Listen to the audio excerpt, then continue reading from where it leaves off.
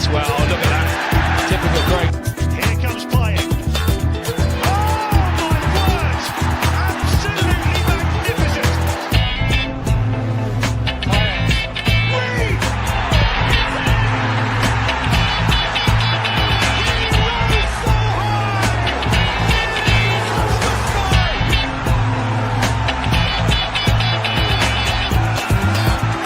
2-1 down. 3-2 up. It's meant to be. It's surely meant to be. It's Be a long night. Paquetá, he's played it through. And Bowen's in. It's up for grabs now. He's done it. Good evening, everyone. Welcome to The Good, the Bad and the Ugly, Season 3, Episode 2. And as you can see, I have one of my colleagues at the moment in the chat, on the panel. Colleagues there. I'm expecting a wage. Yeah. Where's the money? Where's the money? Well, I'm part of West Ham, mate, so we're tight as arseholes, so good luck with that one. Sullivan biz. Yes, yeah, Sullivan tactics, Sullivan style. So yes, expect alcohol in the post, but good luck with it anyway. How are we, Fuzz? Anyway, you know, considering both our teams. I'm doing all right. Funnily enough, from what I've seen with the team lineups tonight, barring one or two individuals, I'm not quite understanding why the best lineup or the most balanced lineup we put out is one we've saved for Grimsby. Of all teams. Where was this team against Arsenal, and where was this team against Fulham? Why do you need Grimsby Town to put out a side that's actually relatively well balanced? I mean, Sesko starts. You've got Ahmad and Cunha as your 10s. You've got Dorgu and Dallo as your fullbacks. You've got the best defensively balanced midfield. And it's just a couple of younger guys in centre back with Harry Maguire.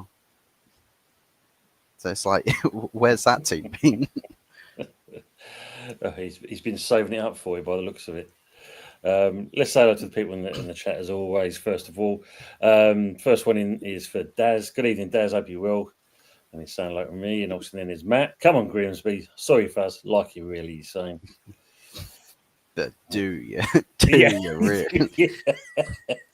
Yeah. Depends if we beat you, obviously. Then it's all good after that. Apparently, it's all gravy, as they say. Usual. Good evening, yourself. Good evening, ladies. And as always, show's never without a Cullen. And well on, Mr. Hot Fuzz. Aces. Good evening to yourself as well. And also, he's saying hello to Fuzzy Murray. The Herbster, we're hoping she'll be with us shortly in that. He's either trying to see what the draw is, because seeing that Phil Jones and what's his name? I forgot the other fella's name. They pulled out all away games first of all before home games. And you couldn't write it. And Donna Cullen saying, Mr. Hot Fuzz, you are looking good as always. Well, we always know that. Yeah. Dapper is our... Yes. I'm always looking good. He's dapper as our Fuster. He's dapper all the time. As it usually says, look, Fuster. Mason's saying, Fuzzy, Tony has your airline tickets in the post. There you go. Good evening to Frog as well. Evening, fellow Hammerholics. After last night's game, most definitely. Ace saying, yeah, Ganacho transfer nearly done. Yeah, we've just seen that coming through. So, yes, that's one out of the way. Frog saying, fancy seeing you here, as usual. Colin saying, good evening, you wonderful gentlemen. Tony and Fuzzy, it's a pleasure joining you both. Colin, as always, great to have you with us, and hope you're keeping well. And, the main thing is try not to work too hard, as always. And an evening is not an evening without Matt Foster. Good evening, Matt. How are we? Big up, Frog, in the way we're saying there. Aces is saying, draw is on after the United game is finished. Yeah, so after 10 o'clock. That's when the draw is going to be shown. Frog says, usual. That's me. Where you been hiding? He's been under that stone. And they're laughing there. And good evening to Words and Pictures. Evening, Tony and Fuzzy. Thank you for doing these shows. No, you're most welcome. I mean, even with our pain, we'll still do a show. You know that. We have got bigger cojones than most people. So Our pain is your entertainment. yeah. And Frog saying, Matty, I up geezer. Aces is saying, Champions League's draw on 5 p.m. tomorrow. What a strange time to do it when everyone's kind of coming back from work. And Colin saying, good evening to all you wonderful ladies and gentlemen. A pleasure joining you all tonight. That's brilliant. And not too bad, Tony. I had family visiting earlier, but they left a short while ago. So glad I could make the show tonight. Ah, nice, Matt. Nice. Well, you could have got them watching us as well, and that, and saying, look at them two idiots that's on YouTube. Hope you had a good time with your family, though, Matt. That's the key one. Well, good Colin, and obviously, saying, aye, Colin, welcome aboard. Well, mate, should we drain our sorrows after watching the last couple of days? Yeah. It was looking like you're turning your fortunes around against Wolverhampton Wanderers. And I think somebody must have reminded them in the crowd, wait, we're West Ham. What are we doing winning? So, oh, well, we best rectify that real quick. Well, it was quite ironic because, after the game, that Newcastle then slapped in another offer for Strand Larsen. I think it's 55 million, which they've clearly rejected straight off. So they may go with another improved offer, but probably them 2 goals in it slapped another 5 to 10 million on each. So it had if you're going to be realistic, he was going to go for more than Mbappe. yeah, we'll get somebody. Well, they're desperate. They're like, well, okay, we buy for that money, sell Isaac to Liverpool for 150, and that recoups the cost for what we just laid out for Strand Larsen. Happy days, man. Good evening, Hendon. Hope you're doing well. Good evening, Tony at Hammer Football TV. Fuzzy and all watching. What a downer seeing West Ham blow that lead against Wolves. For us, Hendon, it's business as usual, basically. Potter's shithousery in its finest form. For me, the one thing I still can't get around my head, and that is the fact of this bloke decided to make substitutions in the 85th minute and expected Wilson and Falkrew to suddenly kind of get, 6 goals a piece all of a sudden out of nowhere. It just didn't make sense, Could be worse. He could have been making centre-back substitutions as a way to win a game of football. Well, we did. We took off a centre-back to kind of play the forward to hopefully we'll get something out of the game. But, as Matt said for you, Fuzz, we're West Ham. We're normally shit anyway, so. And obviously, Ace is saying Bowen just had enough of dogs abuse from supporters last night. I mean, fair play. I mean, look, at least it shows he cares. He got a bit kind of rowdy with a couple of the fans, but give him his dues. At least he did issue an apology shortly afterwards and saying it was out of character. And obviously, he loves the club and all this stuff. But the question for me, Fuzz, is how long does he love the club for if it don't get itself out of this hole? Well, I mean, Marcus Rashford exists, right? Forgot about that, man. Born and bred, he's out in Barcelona because he didn't love the club enough to actually set himself aside and put performance before anything else. But he learned the hard way.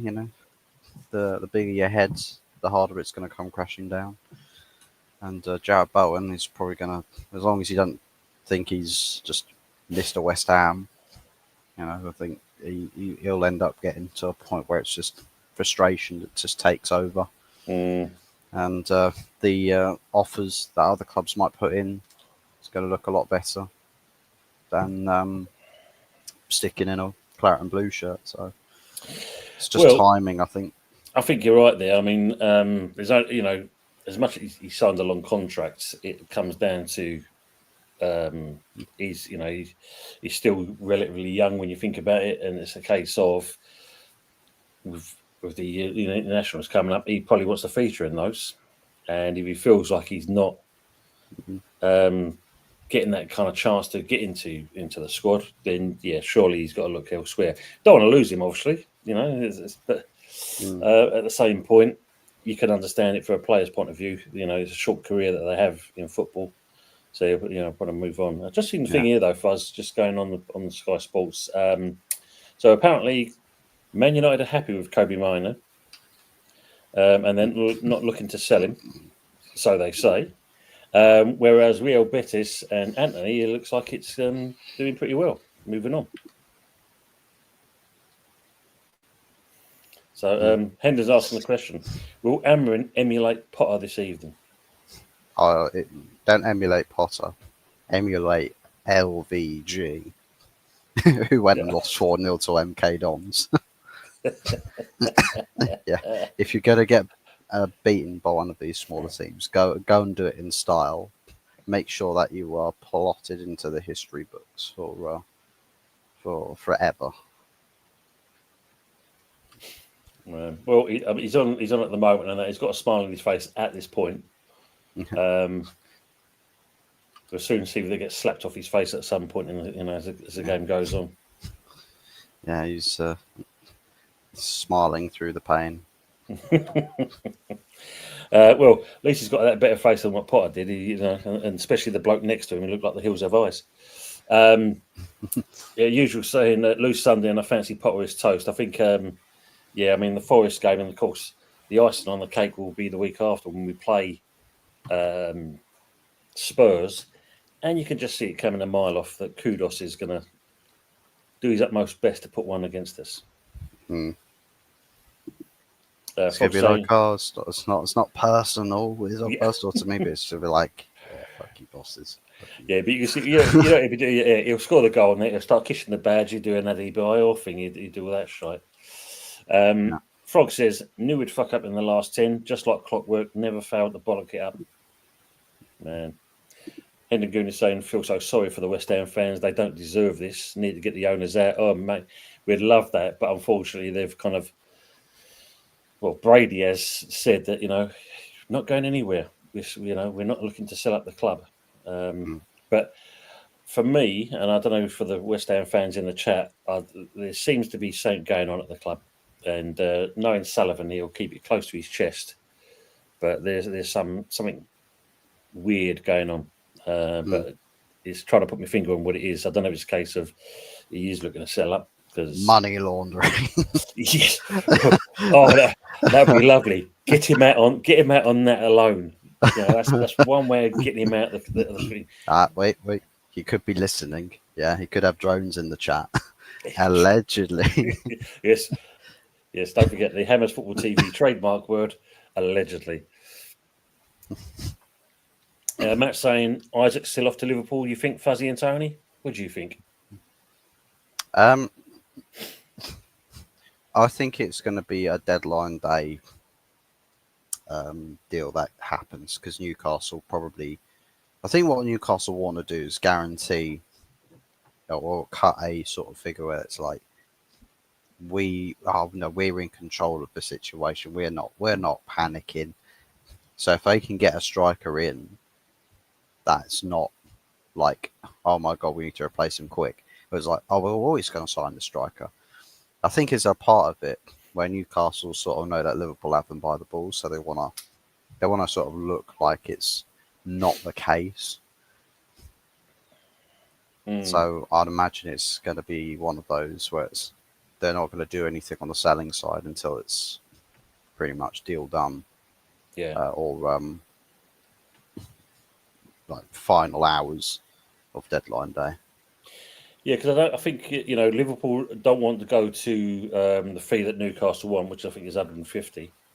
So there's probably going to be some compromise from 110 to 150, someone on the line. Here he is. Let's bring the old git man in. He's in the dark. Hello, just better see him.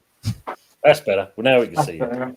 Yeah. Just bring that out of the closet. Not too bad. Do you know what I keep forgetting? This show now is starting at 7:30. It's operating on the Anthony clock. Yeah, it's because Fuzzy is because it's when it goes on to 10 after 10 is his bedtime. So we're doing this for you, Fuzz. We're waving the flag for Fuzzy. No,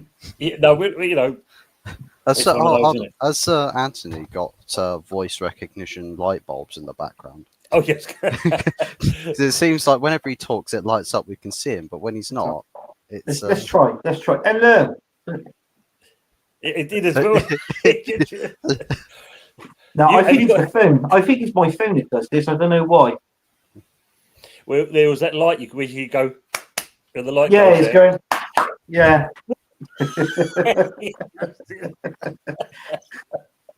What a great feature. Anyway, mate, did you have a great time away? I did, mate. I did. It was a nice holiday. Thank you. Did you get lost? No, I did not get lost. I didn't get lost. No. Well, she tied a bit of string around your ankle, kind of thing. No, so nothing, none of that. Nothing, none of that. No. What, you mean you was teetotal for the whole week?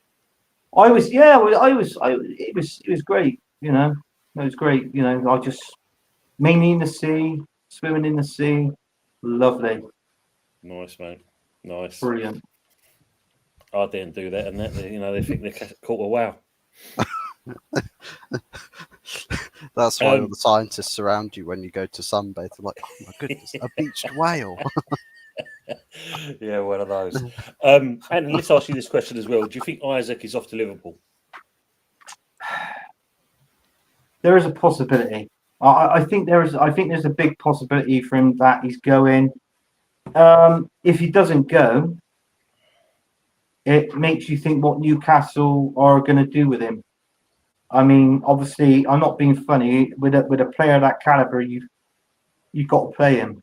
And I don't think it's hard because we don't know what goes on in the background. We only get told what's in the papers, this, that, and the other. But I just think Newcastle should play him. But listen, if he ends up going for Newcastle, it makes more sense. If he wants to go, sell him, get the money in, and that's it. So I feel he's a good player. I think he wants to go on and win trophies. I think all these players that we were so convinced that Isaac was going to be around Newcastle for much longer, but I think after a couple, like 2 or 3 seasons, I think he wants to go on and win better things. But not saying Newcastle will, but he wants to be playing Champions League football, or he wants to win the Premier League. And with Isaac, you can understand that. So, but he's still young, and obviously he wants. It's like with Declan Rice coming to Arsenal. I mean, I get all the laughs, I get all the jokes with Declan Rice on that interview. He said, "Oh, I want to go to a team that can win trophies." I mean, obviously he's left West Ham, come Arsenal, and he's won fuck all. So it's one of those things, Yeah, it's true. I mean, when you look at, the fact that he's kind of down tools at the moment, and he's vowed that he's never going to play for Newcastle again. Yeah, I've just seen that he is actually in the Sweden squad. He's been announced in that anyway. So he should be. Yeah. So one of those. Good evening, Ray. How you doing? Good evening, all. Colin saying, Tony, mate. Now I'm hearing we've put in bids for 11 players. Selling has to be worried now about relegations, just like we are. Well, I think he's realised that the shithouse tactics he did in the first place by saying that we had no money at all until we sold players has come back to squarely kick him in the bollocks, and now he's panicking. And the fact that we're now going back in for Victor John, the keeper we kind of literally put on a plane and then told him, "Sorry, mate, we're signing Mads Hermansen." It's. I mean, the player's still interested. I mean, which is amazes me. I mean, I don't know about you two. If you was going to sign for a club and also they said, right, it's virtually a done deal, and then you sit on the plane with your family and they say, right, that's it, it's off. Sorry. How about that? How about that? Yeah. I know you're on a flight over to us and all. Yeah. We can put you in a Premier Inn when you get here. Yeah. I must probably say, you taking the fucking piss. And I'll turn around and say, well, it's right, it's fine. I don't want to fucking play for you anyway. You know, your West Ham, your shit. But Yeah, I mean, that's a different. But no, at the moment, that is the truth. Do you know? There is something wrong there, Tim. There is something. Honestly, there's something wrong at West Ham. I think, as like as somebody else talking about it, it's just. There's one or two things. It's either Sullivan's not buying the right players, or the players you've got, I don't think they can adapt to Potter's style, the way how he want. Do you know what I mean? The style that he wants to play. But I just, there's something there, and he's got to change. But with Sullivan being Sullivan, I think how short he is. He's a fucking evil. He's got short man syndrome. That's why He's got short man syndrome. He was in fucking Willow, and he was one of the Ewoks in Star Wars, I reckon. But seeing that, I think he's stubborn. He's going to stick around. I don't know what his business is like at the minute. If he's up and down, when I say business, I mean the Ann Summers side of things. No, he's not Ann Summers. It was the goal. It was the goals that are Ann Summers. Oh, is it? Oh, right. Yeah, He did the other stuff. Oh, he did the other stuff. Oh, he made the he did the templates and all that for the dildos. I think. He did. So obviously when David Gold died, then Jackie Gold died. He was the Empire of. Right. But he's going to stick around too. He's going to stick around, and it's going to be obviously Potter that's going to be leaving. But I think if you do get that new manager, you might see a different style of play, and you might see West Ham become more fluent on the pitch. Yeah, we need that, mate. I mean, we need that. We'll come on to candidates in a minute, and let's just catch up with the chat. I mean, Matt's saying strikers need service, and they got nothing. KWP, Pac-Man and Bone, only players with credit last night. Everyone else was piss poor. Spot on facts there, man. I mean, Carl Walker-Peters didn't have a bad game. I mean, he set up for the first delivery of the ball, which Souček scored. But other than that, it was fucking dire. If you were to tell someone like Sullivan that the strikers need service, he'd probably go buy them a pay-as-you-go subscription for all their phones and stuff. Yeah, but knowing Sullivan, it'd be those Alcatel phones with the big chunky buttons. It won't be no mod-con stuff. The Blackberries with the pull down the keyboards. Man, I tell you. Good evening, Terence. He's saying, evening one and all. Today, Toby pissed on a car wheel and the owner had a bigger breakdown than Bowen. Toby was not offended and casually started taking the Spurs. Love him. Well done, mate. Good to see you, Terence, as well. And everyone's saying, Hendon saying, who would you like be a good candidate to replace Potter? Okay, so now that question's coming, let's ask, I'll ask you two as an outsiders, and of course we'll ask the people in the chat when they catch up. Gareth Southgate. Here we go. To us before. I think he might do a decent job there, to be honest with you. I think he'd do a better job than Potter, let's be honest. But I think the likes of you and me can do a better job at the moment, mate. That's for sure. Yeah, true. But do you know what I think? Because I think I've been hearing it. I reckon Big Ange. I think it might be for him. I think there's something that they're close to, or is it there's somebody who works in the back forward that's quite close to Big Ange. I could be wrong, but his name has been flying around. So, I mean European winner, as in Tottenham. So, why not? Yep. So, there's that. I mean, for me, it's a case of, he'll do a job. Don't get me wrong. Yeah. I mean, and I suppose like him in Kelsey, he'll tell Sullivan as it is. But obviously, I've always liked Thomas Frank. Obviously, he's at Spurs now. But I see there's an opportunity at the moment, I think. And they've sold a couple of players lately. And they obviously lost last night. And that's Bournemouth. I'd go in for Areola, the Bournemouth manager. Yeah. I mean, I don't think his job is under threat at the minute. But I think he might be frustrated, though, because of what's going on down there. Yeah, he could be frustrated. But I think, to be honest with you, when you look at it, I think it's normally candidates that's not really in a job. That's more of a way of perspective way of looking at it. But I personally think it'd be Big Ange that moves forward. And you know what? I'm going to be honest with you. If that does happen, I know one person that's going to be excited, and that'd be Kieran. Yeah, it's true, isn't it? Yeah. Yeah. Yeah, be cooking Raining Struth. We got big inch. Frog's sake, to be fair to Brian, winning a fucking game would be out of character as well. True. Especially right now. Ace is saying, E20 said that supporters should get on the pitch and really give Brian verbal abuse. I mean, look, at the end of the day, it's players get frustrated, and you know, whatever the fans said, it could have sparked him off, or it was just a case of what he's seeing happening at the club. Players not going to talk about it though, are they? Because they're employed by the club at that stage. Michael's saying, "Good evening, Michael. Hope you're well. Big up, Tony and Fuzz. Not just Barry and Aces. They were neat looking, all looking in the mirror." Aces is saying, Anthony just blackmailed United over his loan move back to Betis. Yeah. Boners are only up for staying up at the moment. Ain't like him. We are championship. It's news to me, that is.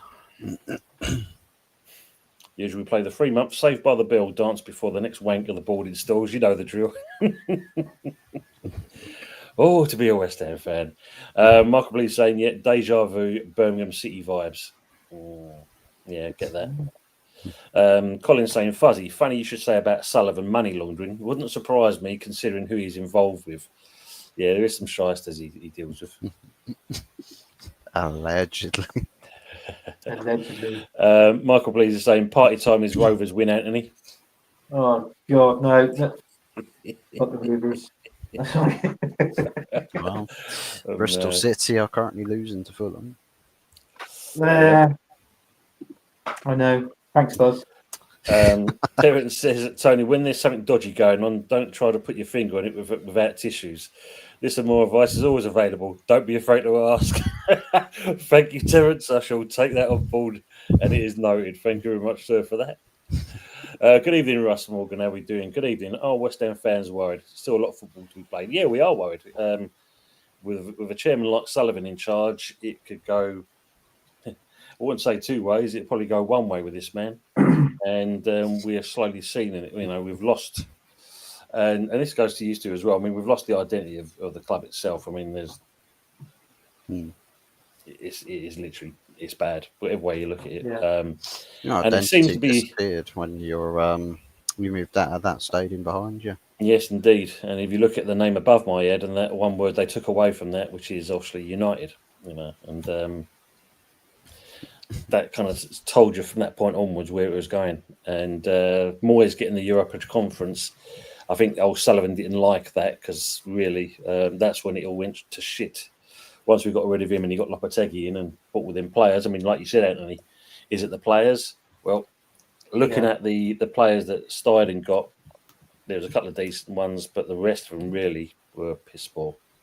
Yeah. Not fit for purpose. As Frog said, yeah, look, the club's fucked, mate. That's it in a nutshell. So, Russ, yeah, it is kind of worrying times. I know it's only a couple of games in, but still, if we lose the next couple of league games, it's a hard hole to get out of at that point. I suppose Frog's actually in the chat. No disrespect, Frog, but I was actually at work today, and obviously it was absolutely pissing down with rain. We was doing this. These couple were doing their garden, landscaping it. So I was there. We were putting in the fence panels and that. And as I turned round, I felt something under my boot, and I hear like that. And I thought, what the fuck was that? I literally stood on a frog. Gone. Literally, and I felt so bad, and I looked at it, and I literally thought the frog. I thought, "Fuck me, he ain't gonna be in the chat tonight." But sorry. He's begun the arc. That's a true story. I can stand on a frog. He's begun the arc of frog genocide. Yeah, is there a frog having a pond in the middle? They got a lovely pond in the middle, but it's him. I can. If I had seen it, I'd have let him. Yeah, allegedly, just accept it. You're going to hell now. He's all over. I was going to say, allegedly, we've got a murderer on the panel now. Yeah. Frog murderer. Yeah, as Frog in the Well. Sorry, everyone. Yeah, I know, but it is true. I thought, and when Frog what's Miss Piggy going to say? Oh, Yeah. Matt saying Isaac is going to be devastated if he doesn't get sold because I don't think he'll play for Newcastle again. I mean, you know, I think you said it the other day, Matt. It's like a Peter or a Wingy, isn't it? Really, you know, saying all that and then he's going to be stuck at Newcastle. Russ is saying Isaac is nothing more than a mercenary. Should be fined to the fullest extent that Newcastle can impose. This is the thing. I mean, not being funny, Anthony. It's like I said with Gyökeres doing exactly the same kind of shit arsery to force his move to Arsenal. I mean, actually, yeah, you could understand he wanted to move on, but the club itself should have done something to really kind of make an impact. Because literally what it does, it makes an arse of the club in that respect. Well, it does. It makes an ass on both parties, to be honest with you. So it's like what I said. If a player wants to leave, fine. You know, I mean, sell him and get what money you can for that player. But the minute he's contracted to you and you're paying his salary, so it makes sense to play him. Don't be such a wet tuppence and leave him on the bench. It just infuriates me. It's like, well, we're paying your wages. You're our top goal scorer, so you're going to be playing until you're sold. It just makes sense that way. But that was what they used to do back years ago. But now it's gone like, oh, it's all woke, isn't it? It's all woke. Yeah, you know, we've got to be very careful how we handle the player and that. But not being funny, mate. I agree with you. If you're not going to play him in the first team, then just stick him in the reserves. Let him rot there. Yeah, there's only going to be one winner, and he won't be the player. Yeah, sorry. Michael Blees says, "Oh yeah, sorry, usual's put us back. Yeah, because I said about this ain't definitely going on to West Ham. You know, he says there, skullduggery definitely a foot of the London Stadium."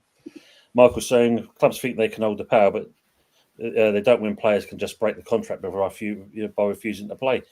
We just fine them their wages. And if they want to do it for another week, okay, we'll take another week's wage off you, and so on and so on and so on. You know, if clubs were clever enough, you would put it in your contract to incorporate that to make sure that if you do anything like this, you're going to be fined to the fullest and you breach your contract. Just do what Turkish clubs do and just terminate your contract about a month after signing you. Yeah, they that's the thing. They don't muck around for us, do they? They're straight in there and that book done. Guaranteed in life is death, taxes, and signing for the shit tax and getting released a month later after you signed a 3-year contract. I mean, Frog's making a good comment here. The squad he did last night. This is the opportunity. You know, he made the change with the goalkeeper, but he could have given some of the youngsters a run at in this cup game. Potts should have definitely featured at the beginning. Man, it's wrong on all levels. Michael's saying the whole board are accountable. They just sit back and let the kid ruin our club. Yeah, Kretinsky for me is he's just a tourist himself, really, in that respects. I'm sure I've just seen Biffa Bacon in the crowd at Grimsby. Look at that. Michael Blees says O'Neill as Gary O'Neill as a manager, but we know it'll be either Dyche or Cooper. Good evening, Eamon. I hope you're doing well. The Wolves manager responded by going 2-1 down by bringing on his A team. Potter responded to that by bringing on our B team players or not. His in-game management is absolutely shite. I was saying earlier, though, Anthony, I don't know if you saw parts of it. I mean, he made the changes in the 85th minute by bringing on Fulkrug and Wilson, which, both aren't going to make an impact within the 11 minutes that, there was extra played. Fucking mad. Do you reckon there's a low-key part of Potter where he actually thinks this summer has been so bad, I was going to stick here and actually give my best, but after seeing the summer I've been given by this board, I want the sack now. And he's just throwing in the towel and he's just awaiting the inevitable? It's not a bad shout, mate. I mean... Because I know if I had as much of a contract with West Ham as I did as a manager, given how little I've been backed, I'd be looking at the exit door as well. I'm like, but this team is nothing like what I really want it to be. Yeah, I'm now deliberately picking, or what feels like deliberately picking, terrible starting 11s, and then all the subs I'm making are just awful. What's to say that there's not a bit of deliberation? You might have a point there, because I don't know if you've seen some of these kind of pre-match talks. You've had some of the journalists asking him questions, and he's got a little bit feisty in his reaction. So I think he's definitely feeling it, and he's venting his frustration to the journalist. But really, go to the board, go and knock on their door, and show them how you feel. But you might have a good shout there, because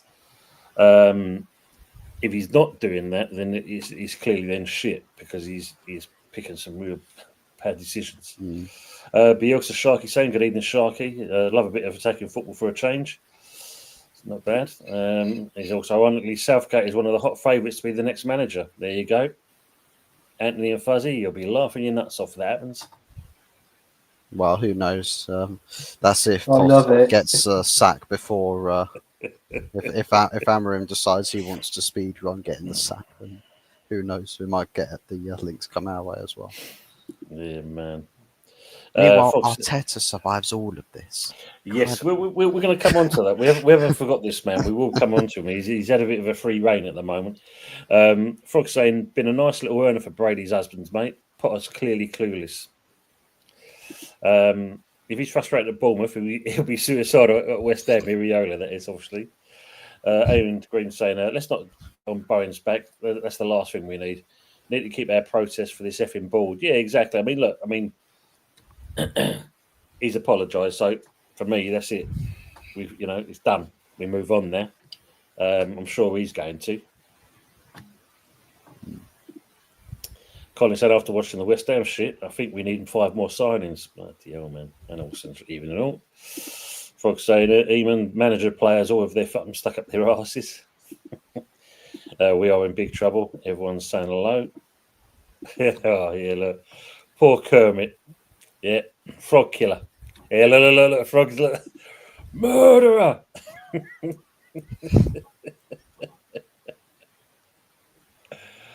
Oh, man. Russ is saying, can you see holding on to Potter until the outcome of Nuno's issues at Forest? I mean, that's a bit. I mean, what do you two make of this situation? With Nuno. I mean, it seems to be. I don't know if it's from the end of last year when the chairman come on the pitch and was the old finger pointing and all this stuff. But it seems to be like he's been backed by the chairman. He's bought players and they've started off fairly well. And then Nuno comes out and saying that the relationship is not the same as it was before, which has kind of pissed Marinakis off, because it's like, well, it was, no, I don't understand that. I mean, what do you two make of it? It sounds a little bit to me like Marinakis is probably trying to control the narrative with a situation developing behind closed doors. So what he's saying is he's painting us beautiful pictures like we're all happy family here, like nothing's wrong, everybody's happy, super focused on the season, it's going to be a fantastic time.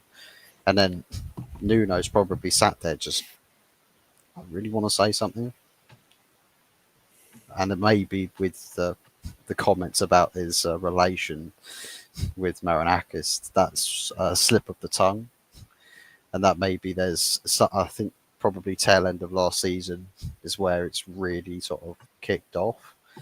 And they've probably maybe butted their heads a little bit across the summer. Because I've heard the story that there's a couple of players that Nuno wanted, but the club didn't get. So I don't know if it's what the actual point of where this has all started, where the rift has opened up a little bit here, or what's sort of fueling it on. But I do think in terms of what's going out to the media, Marinakis wants the tune to be one way, and Nuno's not like that at all, and he's come out with his own verdict on things, and it's caused a bit of a rift to rise to the surface. I mean, what about you, Anthony? What do you make of it? I just think, obviously Nuno's just opened up and he's told his half of the story. I mean, there's always two sides to a story. The chairman's come out and said that this hasn't happened. But yeah, if that's the case, then why have they asked him the question? So obviously it went public even before he actually, actually said in his press conference. So obviously the news is leaked from somewhere, and then obviously the reporter just actually asked the question. So it does make you think. Listen, I think his job shouldn't be on the line because I think Nuno did a fantastic job with Nottingham Forest last season. Yeah. So obviously that's what the owner's got to take into consideration. You don't know if anything in anybody in the backboard room is actually stirring things, this, that, and the other. Could be Edu. That's why we got rid of him. Well, But, apparently you might be onto something there because there is something to do with. I don't think Nuno likes Edu. no, I didn't think he does. So I think that's where the rift is. It could be a culmination of that. It could be. I mean, I didn't know that thing, but I aim to please. But it's just, it's just one of those things. I just think, just look, they've got to work together in some way and just let bygones be bygones and just concentrate not on themselves, concentrate on the club, do what's right by the club, and also do their job out on the pitch. What the fans want to see. Just do that. Forget all the other stuff, all the ruckus and all that in the background and all the bitchiness and all that. Just carry on doing your jobs at the end of the day. But I don't think he should go. The manager, like I said, I think he's a decent manager and he's done really well with Forest so far. But the thing was, I think Marinakis apparently had a board, called an extraordinary meeting with the board to talk about the situation, and I don't know if the outcome was okay. We'll see how it goes, and then if it doesn't go that way, then off you pop, kind of thing. Yeah, bit of a weird one. Like you said, I thought that it was a pretty good relationship there because considering he's supported him, even though Fuzzy said there's a couple of players he hasn't got, but he's kind of carrying on how he finished the end of last season. So it just seems a bit weird at this point if he does that. Rangers have already 1-0 down apparently as well. Oh, Rangers already 1-0 down, are they? 1-0 down already, yeah. Yeah, I've seen that. Down a man as well. Celtic lost and they did indeed, yeah, and that's right, Fuzzy, and they were a man down as well. Brendan, good evening to yourself. Even Tom, Fuzzy, Anthony in the chatters. Yeah. And everyone's saying hello. Colin's saying, I think Potter was waiting to be sacked myself for I heard £10 million compensation. So you might be right there, Fuzzy. You never know. I mean, compensation looks quite good when you're in an unhappy workplace. It's not like if I was unhappy in my workplace and I looked at the exit door and saw £0 of compensation. This guy can go throw the towel in and get £10 million just off of a win. I wish we could all have that. Tell me about it. I mean, this would be something I think now he'll lay out over £20 million now just in compensation alone. Lopetegui in there, Potter. Frog saying, yeah, Fuzzy, you've got the one day he started lying. I was playing ridiculous, but mentioning what you said earlier. Everyone's saying like each other as always, which is nice. Matt saying Potter did well at Brighton because of the backing he got. He wasn't given time at Chelsea, where we know that was a mistake, and at West Ham he's drowning in treacle without armbands. But you've got to query that side of as well. Is it the case of it was Potter that kind of got Brighton to where they were, or is it the business model that Brighton's got? I think it was a bit of both. I think Potter had his best days at Brighton. I think that was a team that was obviously meant for him. He did a very good job there. And it just proves when he left there, when he went to Chelsea, it all backfired on him. So, it's not looking that great on him now at West Ham. So, to me, it doesn't make sense. But I sort of feel sorry for Potter, but it makes me think now, is he actually a Premiership manager? Or is he more of a Championship manager? Yeah, this is a good chat. Do you feel as well that because with the Chelsea thing, he had obviously a 2-year layoff, and apparently they were still paying him this payout thing. Do you think it was 2 years too much? I don't know.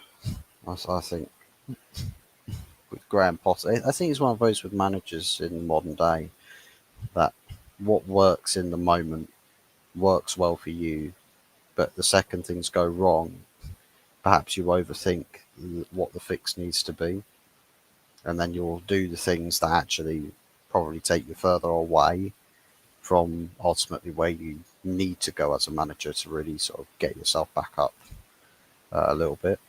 So I think with Graham Potter, it's sort of he lost his swagger and has not got it back. I think the jobs he's taken up is sort of like, well, I'll see what I'm made of. Mm. But I think it's just jumping on top of opportunities. Sometimes you'll jump straight into a nettle bush, and you get stung. You lose traction in your career, and it just gets more and more difficult as time goes on. And I think you damage your reputation if you make the wrong move, or if you do perform badly in the job. And I think Graham Potter's not going to be a very sought after manager after his time at West Ham. Yeah, definitely going to be tarnished. Frog's got a good one here. Yeah, just make Anthony aware of that. Should have worn open-toed shoes. Nice. Usually said, "I like Yeti's take on the Forest owner." Yeah, I mean, he's he has got a good one on him, isn't it? He does like the owner. We feel the same about our owner as well. Funny enough. Usually saying Benfica 1 up, Rangers 1 down. Yeah. Colin's saying Matt would be forced to sack part of this shit carries on. Good point.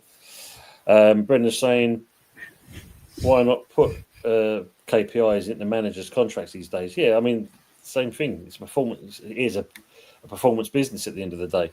And if you're not kind of pulling your weight, then yeah, definitely. So Rangers are now 4-1 down on aggregate because of that goal going in. Wow. Eamon saying Potter wasn't that good at Brighton. When he left, they improved immensely. Yeah, if anything, you could say he was holding them back. That's true because every manager that's come in, they've seen an improvement. Each manager they've brought in so far. Evening, Joanne. Hope you're doing well. All right, boys. She's saying. Hope you're keeping well, Joanne. Yes, Joanne. Frog saying Potter's Premier League management career record is appalling. He has had a good 18 months at a well-run club with a squad that was already clicking. He touted success is all smoke and mirrors. I suppose that's true with that because Brighton don't necessarily sign every player that the manager wants. They sign for what the club needs, and they find the manager that's best tailored to their tactical approach or what they want to do. True. Yeah, very true. Just looking at now, City's now, Bristol City are 2-0 down there. Oh, VR knocked off the Benfica goal. Wow. Bloody hell. Matt's saying that's because of the back of the managers after Potter's got Eamon. It's the way Brighton have been built up in the transfer department. Good evening to the assembled. Hope you're doing well. Thanks for coming in. Evening, everyone, he's saying. Eamon's saying Potter finished 16th, 15th, and 9th the 3 seasons he was with them, hardly pulling up trees. It's true. Matt saying Man United players falling dominoes on my leg, etc. So, how do you think your window and obviously your business, how your form is at the moment, Fuzz? What are you making of Man United currently? Well, I'm looking at it from what is it I was wanting the club to do after the final ball was kicked last season. I was wanting mass overhauls, players out, players in, and it's, as I mentioned numerous times before, Ralph Rangnick's assessment, most accurate assessment of what the playing squad needs to be. 10 out, 10 in. Can't just do cosmetic surgeries when something is as deep-rooted an issue as it is at Man United. So I look at it and think, have Manchester United done to the extent that people who have analysed the situation, have they delivered that? And I see a lot of people who've got really, really giddy and like, oh my God, it's going to be special. It's going to be fantastic going into the season after 3 signings in the attack. The midfield has not been addressed. Backup in defence has not been addressed. Overhauling the goalkeeping's not been addressed. Yeah. A bit more experience on the left-hand side of wing-back has not been addressed. All of those things has not been addressed. And we've still got loads of players Oh my days. that Sorry to interrupt you, mate. yeah, no, Um, Grimsby have scored, I know. All of those things haven't been addressed. And there's still this alleged bomb squad still at the club. Even that hasn't been addressed. Like, the people are way too optimistic about what's going on at the club, and I just think people need to realize just how gargantuan a job that needs to be done at this club, how big it actually is. And it's just there's too many times we see fans will get giddy over the smallest things, and we can't afford that. Fans can't afford to be excited or happy. It's like the 1958 were going to protest for the Arsenal game. But then they were just like, they put out a poll. They said, oh, what do you guys think we should do? I was like, fuck what you think everyone else wants you to do. You stand for getting Glazers out of the club.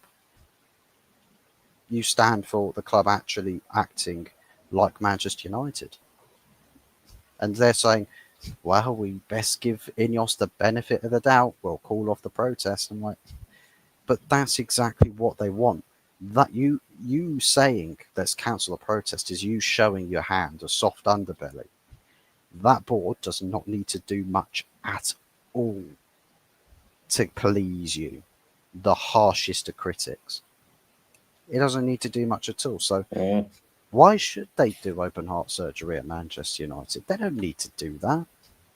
They just need to sign one. They could have signed one player, and half of this fan base would be, going through all of their tissue stock with how excited they are. It's ridiculous. And it feels like, in terms of the manager situation themselves, he seems to be like he's not really finding his footing going into the season with the way that what he has been given, he doesn't seem to know what he wants to do with it.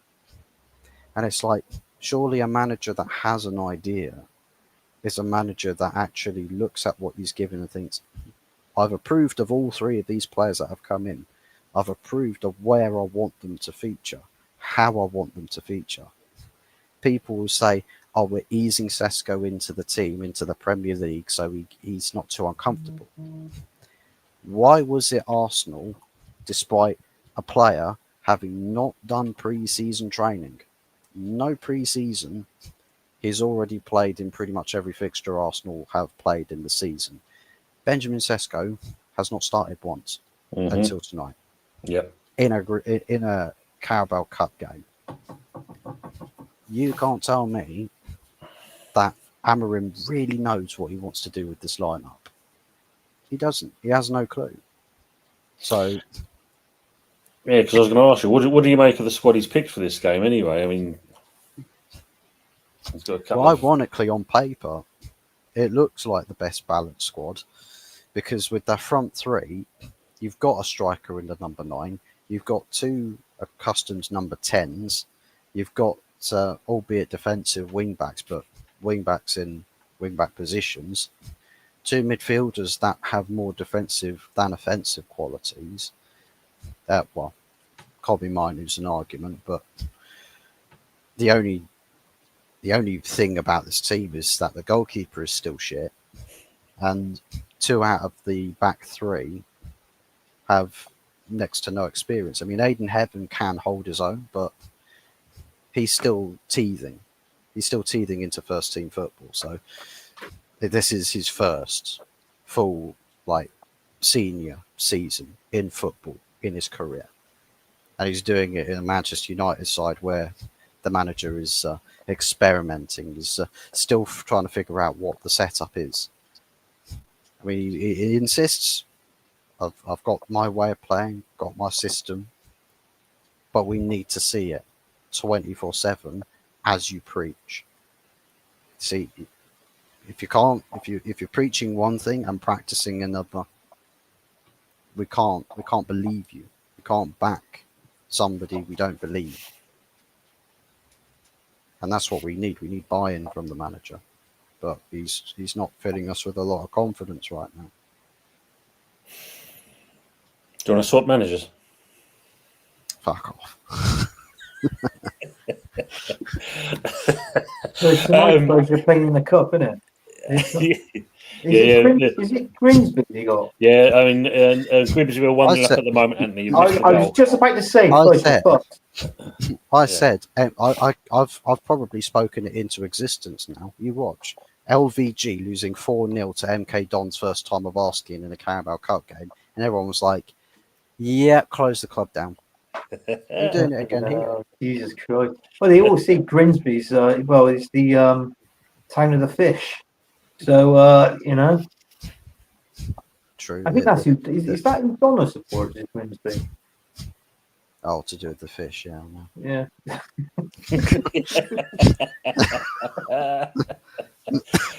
You said we're saying, do you think football is becoming boring? Any form of expression seems to be squeezed out of the game, in my opinion. I mean, what do you make of it? Do you think it's because you look at last season, we all had it was an agreement that virtually every single club played the same way. Mm-hmm. Do you feel we're still seeing? Are we seeing it this season? Do you think there's any difference, or do you feel we're going to see the same old, same old? Same old. This same old. It is. I do get what you're saying. It is, but it is a bit boring, in my opinion. I struggle on that. It's only since this season I literally have struggled to watch a full game. Believe it or not, and I feel like it's just the same. It's like this and that. It's like the wrestling is fucking fake. Yeah. But it's like, I don't know. I just feel it is. It's the same. It's the same old stuff. And having these chat, and I got to be honest with you, and having these interviews at half time. I mean, I can remember that Odegaard is having an interview at half time. I'm thinking, surely, mate, you should be in the dressing room and this is what your manager's got to say at half time. Yeah. It's like, why are you interviewing the captain, the team captain? Yeah, even though I didn't think he is a captain, so it didn't make a lot of difference there. But why are you doing this? You should be helping your manager and supporting your manager and, boosting up the team morale for the second half.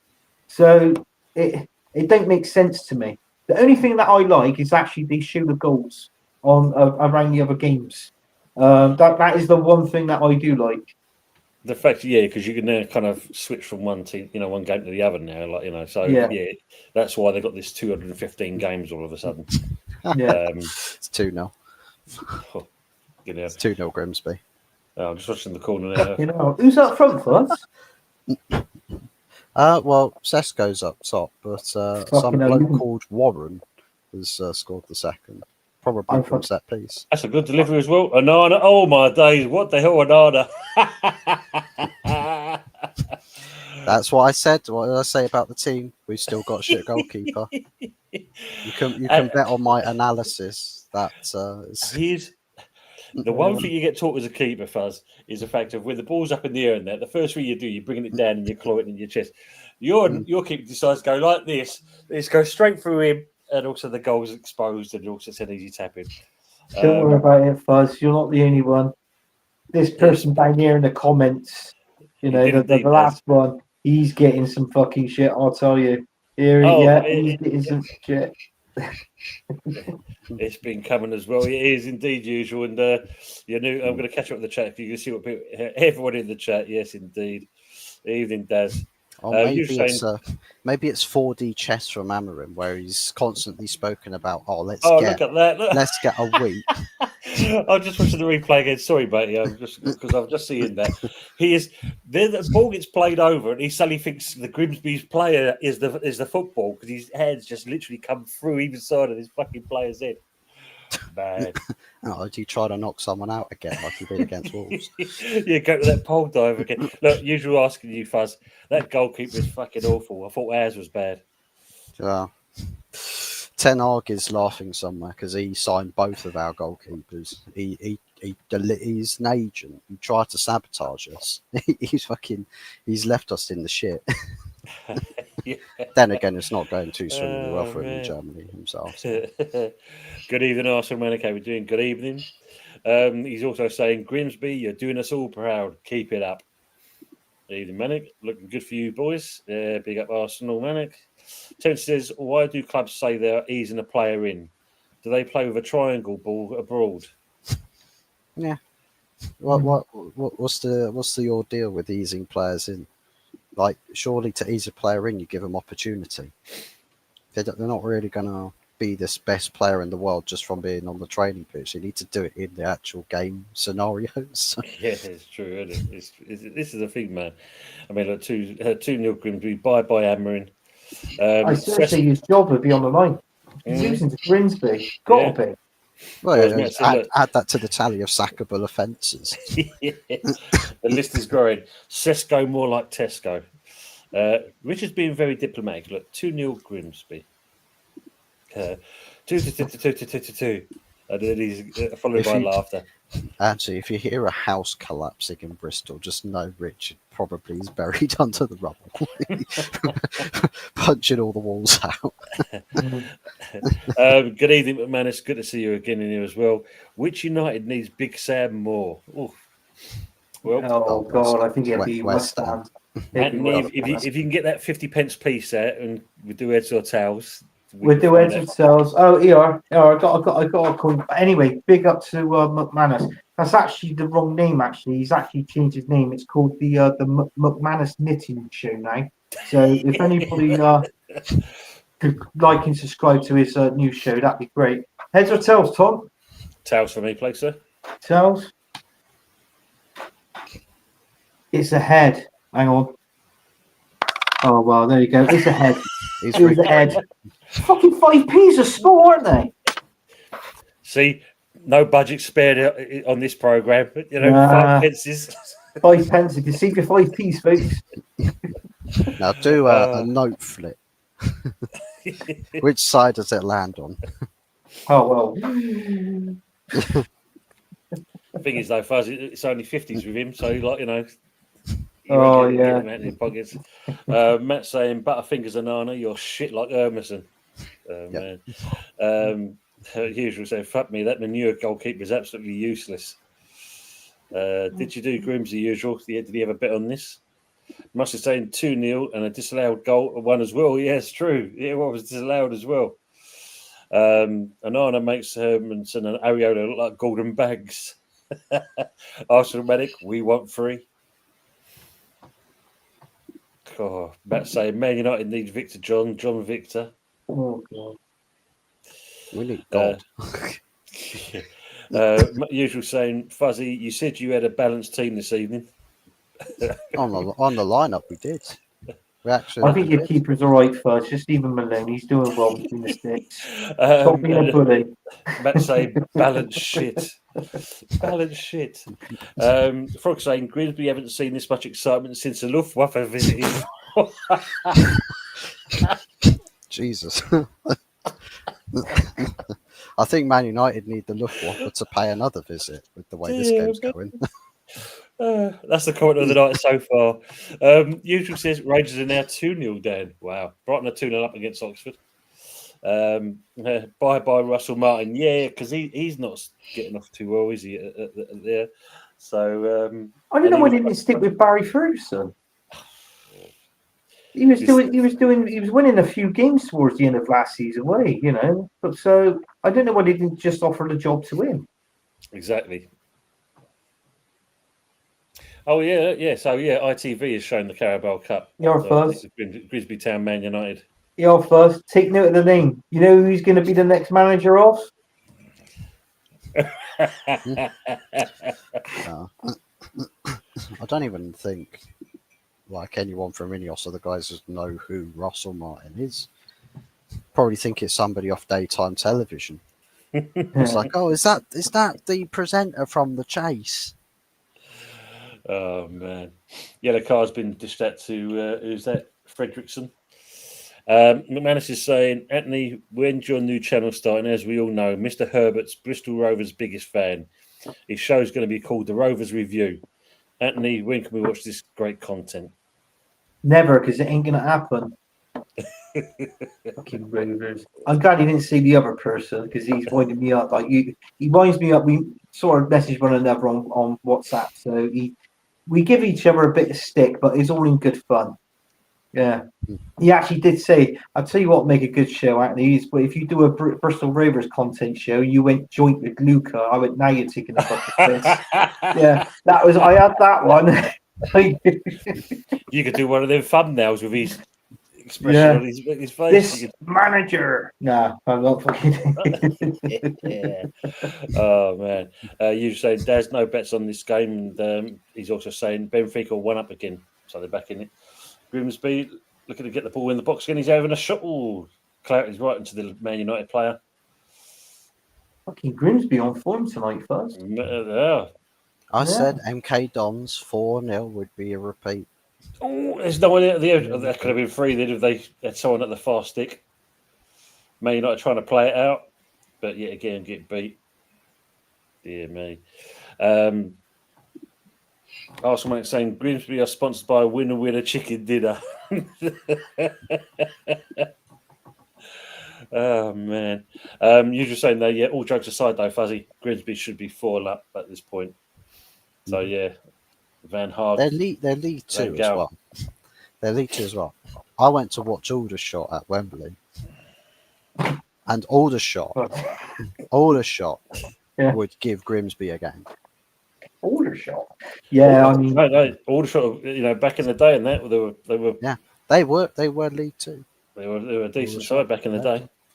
Were they in League 1? I think they were in League 1, weren't they? You had League. I can't remember actually how far they got. I don't know if they got that far because obviously, I know they've done well in the cups over the years. Daz says, Tony, I was pissed off last night. Daz, not surprising, man. It was shocking, absolutely shocking to be ahead and then actually lose it like we did. And, do you know what? If I was a West Ham fan, I wouldn't have even done a fucking watch along for that. But obviously, somebody did. I'm not saying no names, right? But somebody did. Yeah, all right, Tom.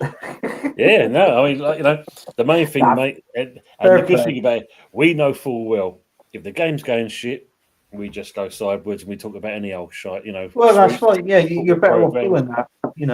The only thing that I would say in that match, which I actually put in the comments of your show, was when Larson scored that last goal for the winner when he jumped up to head it.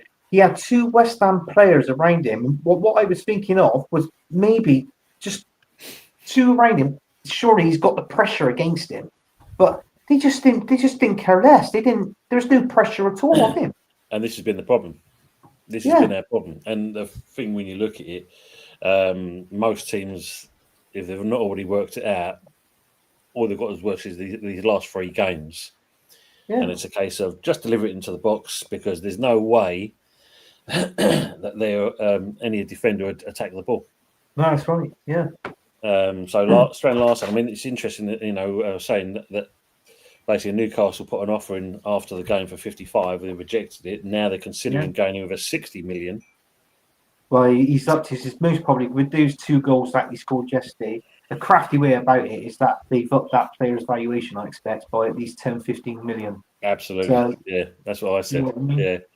Yeah. He just doubled his value just on 2 goals alone. Yeah.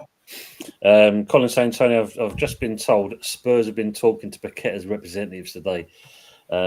15 years, we've not done any transfer of business with Spurs, and then suddenly, kudos, and it's possible that he could be going there. You're copying us now, Tom. We're going to Chelsea. You're going to Tottenham. Oh, so man. It's like they are talking though, and I don't know if it's going to be a good thing or not. A swap with Basuma. But at least you get a player.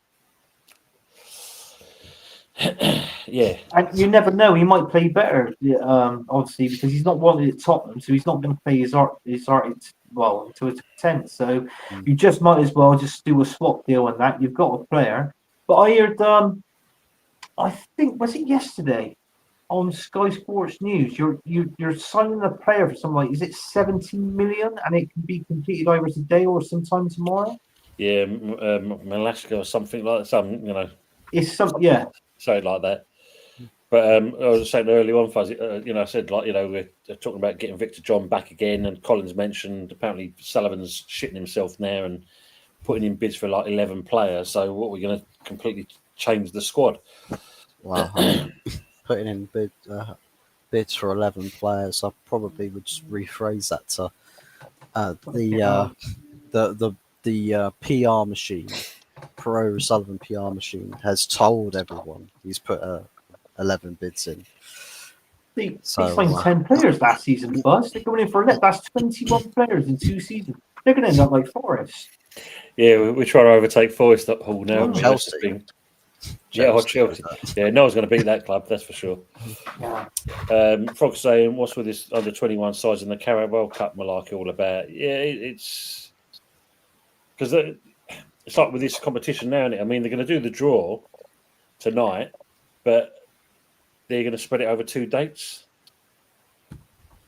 Oh, so you got like round 3 or whatever it's called in the 3rd round over Tuesdays and Wednesdays. Is that what you're saying? Something like that, yeah. It makes it don't surprise me because it makes more revenue, doesn't it, for the TV rights Of course, and that, instead of watching it over in 1 day, watch it in 2. So let me just have a look what it was there. Yeah, so you're going to have it's going to be split over the weeks, commencing the 15th and the 22nd of September. yeah, This is clubs participate in the UEFA Champions League, UEFA Europa League. MD1 of this season is scheduled for the 16th and 18th. So a Carabao Cup tie will be scheduled for a week commencing the 22nd. Fucking mad. But you said it's money, as you said. it is money, yeah. What was Grimsby? 10-1. 10-1 on the scores. 14-1 on the Grimsby to win this game. Would be a bad bet. Put a tenner on, that's 140. With your tenner back, that's 150. It's not bad at all. What's a safe bet that is? Go on. Should have bet on Man United to win. You get higher odds that way. Yeah. You got this weekend, Buzz? Hmm? You got this weekend? Burnley. The mighty Burnley. Yeah. They might come to Old Trafford and stomp us. The mighty Burnley. Yeah. Watch out. Frog saying, look, 14-1 for 10-1 to Grimsby. Is that sure? Yeah. Bad. Arsenal saying Nelson and Kivy are to be sold, Anthony. Arsenal to sign Hincapi. So I think Nelson. You're supposed to be nicking this player for Spurs as well, aren't you? Yeah, nicking him from Spurs as well. So it is a good thing. He's only Tottenham, but I mean Nelson. I mean you came in for him last season, didn't you? 25 million, Reece Nelson. So. And we didn't bother selling him to you. I that £25 million profit. QR, don't get me wrong, he's not a bad player, but look, he's not a player that we like. If he's gone, we're gonna go. Oh no, what are we gonna do? So yeah, if that's the case, them 2 goes in, and then we get him in. Our defense will be pretty much complete. I mean, Calafiori, you look at him, a defender that's actually made of glass. But he actually scores goals playing at left back. Yeah. So, No, it's true. It's true. Dad said if Grimsby win, it'll be a massive shock. Dad's bet for giving odds of 16-1 for the Grimsby to win. Wow. Terence says, I think we should buy the Grimsby goalkeeper. He's playing a blinder. Oh my God, usual. Rangers are now 3-0 down. Bye-bye, Russell Martin. It was 4-0 down. God. 4-0 down, yeah? Wow. Jesus. 4-0. If they win, it'll be a massive shock for Grimsby. Yeah, great for them. Frog says, buy the ground war at it as well. Russ says, if United win, it'll be a massive shock, you mean? Yeah. Yeah, that's true. Yeah, great shout, Russ. Ravi, big up to yourself, man. Big up, lads, and respect. And you were saying, I'd love to see Grimsby pump them, Daz. Yeah, it will. They're doing the job at the moment, that's for sure. Yeah. Ravi says, what is that? 2-0 up Grimsby? Wow. Yes, indeed. Well, Anthony, your club, how do you feel about this transfer window? Are you shocked? Are you surprised that you actually kind of got the right players in rather than the load of shite you bought over the last 5 years? Yeah, yeah. I think it's been a good, transfer window. I think what completed it off for me is actually the signing of Eze, bringing that one over the line. Um, I said to people, if I rated this transfer window out of 10, I'm sorry, but I'm going to have to go. I'm thinking 8.5, maybe clinching on to maybe a 9. In my opinion, I think Gyökeres has been a great player. He needed to score those 2 goals against Leeds because I thought to myself, if he don't score against Leeds, where's his bloody goals going to come from? So obviously, and I feel like I just want to touch on that. Just one thing on that game was when he scored that penalty, but before the penalty was taken, and Declan Rice walked up, picked up the ball, and carried the ball under his arm, and I'm thinking, okay, Rice is going to take it, or is he going to offer the ball to Gyökeres? He literally offered the ball, shook his hand, and said, "Go on, son, it's yours." Now, I'm not being funny. Don't that look like a decent captain Absolutely, man. to do that? Absolutely. Yeah. We've all, any West Ham fan will tell you this. Yeah. He should be a captain, pure and simple. And the interesting thing was, when you think about that game, once you took Odegaard off, it gelled up. Yeah, it gelled so much better. And it literally gelled up. And I know Saka's out injured now. Apparently, he's out for it's seen approximately between 4 to 6 weeks. But with Mikel Arteta, it most probably be 2 weeks, 3 days, 72 hours. 15 seconds, that sort of thing. So, most probably want to rush him back. Shit. Sorry, you just got to look at that. Rangers are now 5-0 down. Oh my god! But I think That's with Odegaard half-time. missing, I think with Odegaard missing, if he's out injured, it doesn't make a difference because Eze would fit lovely in that position. And to be honest with you, Eze is a better player than Odegaard anyway. Let's be honest. So. We'll come back to that. I mean, obviously, just going to go some of the comments. Frog saying could be in a relegation battle with Man United by the looks of it at the moment. Man. And what's interesting, in fact, Celtic got knocked out, and you've got Rangers obviously being knocked out, and they play each other on the weekend, don't they? The old derby. All they're going to be doing is knocking each other out on the weekend. Yeah, who's going to get the most yellows? Words of pitch saying, can Grimsby keep running for the second half? I mean, I don't think they'll have no problems against this team, that's for sure. I'll just say as well that Club Brugge have had 19 shots to Rangers 2 in the first half alone. Oh my days, really? 11 on target. Shit. Who's their forward line up and the midfielders? Sullivan, if you're watching, go get him. Get him. And Matt. Their left back's got 2 goals. Left? Their left back, Says, has got 2 goals. That says it all then, doesn't it? Look. Got Simon Mignolet in goal. Shit. So, yeah. And that's another manager, isn't it, when you think about it, Anthony? He's, he's a championship manager at the end of the day. Yeah. I think they all are. I think people get the hype. And I don't know what it is. People say, "Oh, he's a decent manager." I'm sorry, but you got to look at it. The CV says it always. Like with us when we go to jobs, that if you've got a manager that's you want to manage your football club and he's got 15, 20, 25 trophies that he's won in his career at the minute, you're thinking, look, this is the guy. We need him. Not a guy who's just actually retired from football and was like a number 2. But look, I mean, the game we had against Leeds United, I just want to say one thing on that, Tom. I thought fair play to Arsenal. I want them to say that. Fair play to Arsenal. The players. You even got to say, even though I don't want him as manager, but fair play to Arteta. But most of all, what I say fair play to is the fans there at the Emirates watching that, and they were literally buzzing after the game and during the game as well. So this is what we want at Arsenal Football Club. And also, I said it the last few seasons, I want it this season. I want the Premier League and the FA Cup. He's spent just over £1 billion now since he's been manager. He's got his own team. Now go and win me something. Yeah. That's all we want. I'm going to The come back quad to is that. on. I'm going to cut. Yeah, the quad. I'm going to come back to. I just want to catch up with the comments. I mean, Matt's got it right here. And no, before anyone asks, I don't want Russell Martin as the West Ham manager. Fuck you know, you imagine that. Fuzz is asking. Sorry, Daz is asking if Fuzz, do you think Man United will come back in this game? No. Who do you think we are? Liverpool? Man City? Brighton? Shit. You think you are? Shit. Who do you think we are? Oxford United? Oxford United would come back from this. Oh man.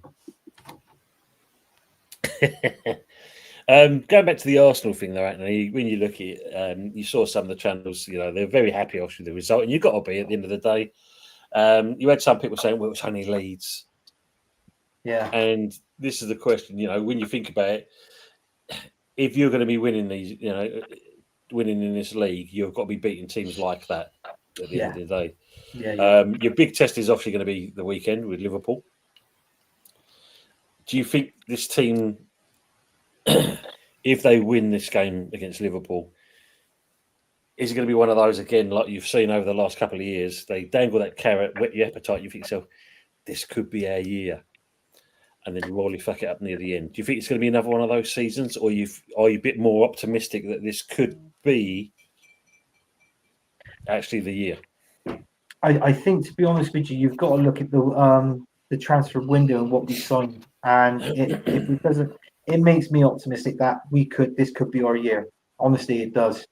And obviously, compared to last season, I mean, obviously, we don't want to be standing on your toes, Tom. I mean, because we warmed them up for you for last season. I do believe Sterling is going to West Ham, so that's that. He's another one, isn't he? Yeah, it's another one. But I'll be honest with you, I can't see why we can't do it. I really can't see why we can't do it. I think this season's going to be challenging. Liverpool, I'll be honest with you, I think Liverpool are slightly weak in their defence now. I mean, Van Dijk, he's not getting any younger. He's getting older.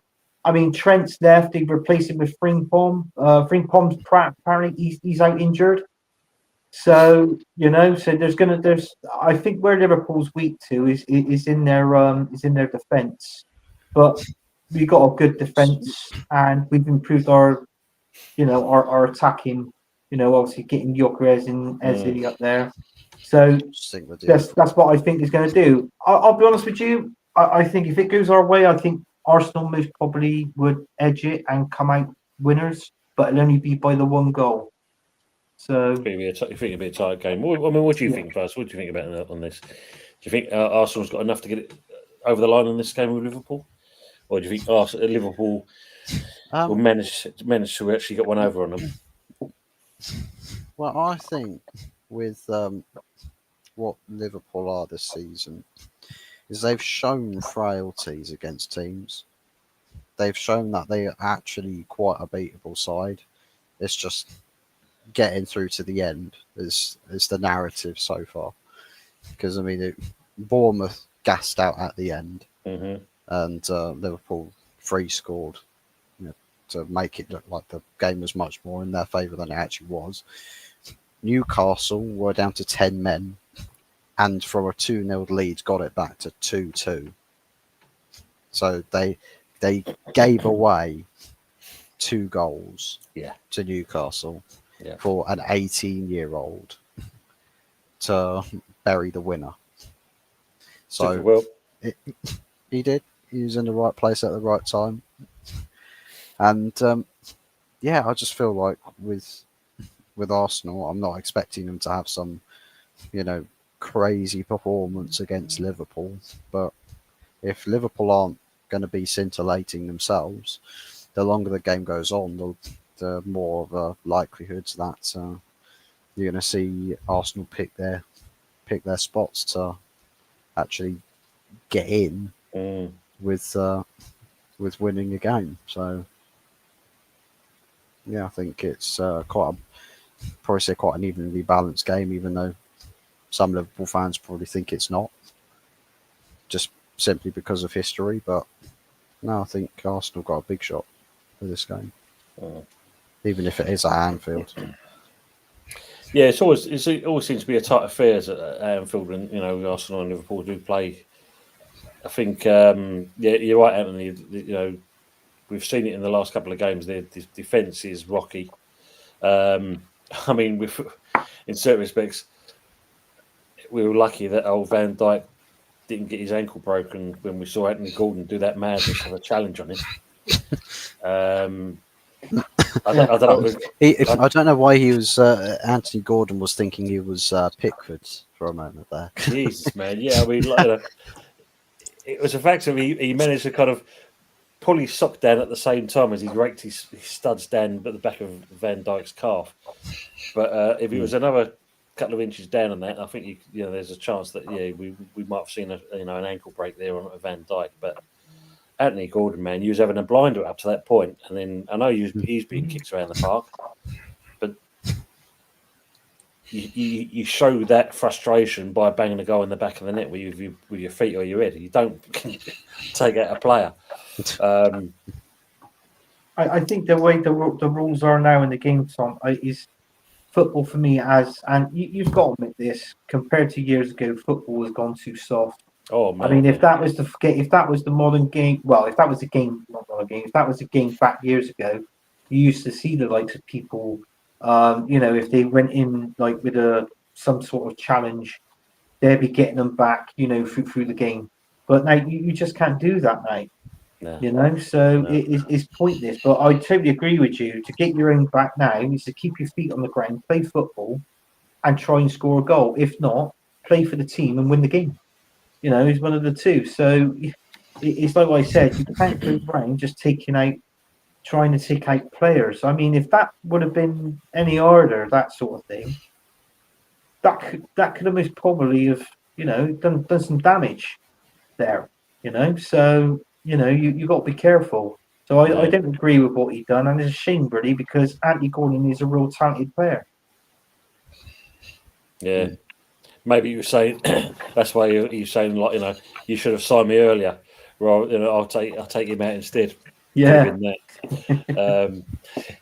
Where is it now? Ravi's got us a new question for Ant.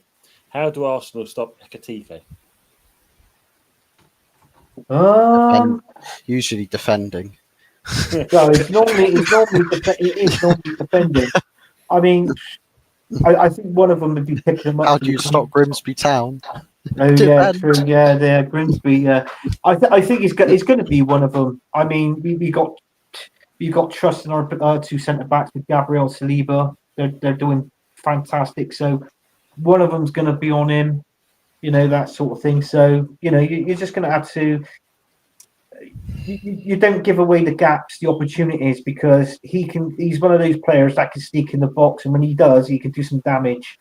So you can't exploit him to any gaps.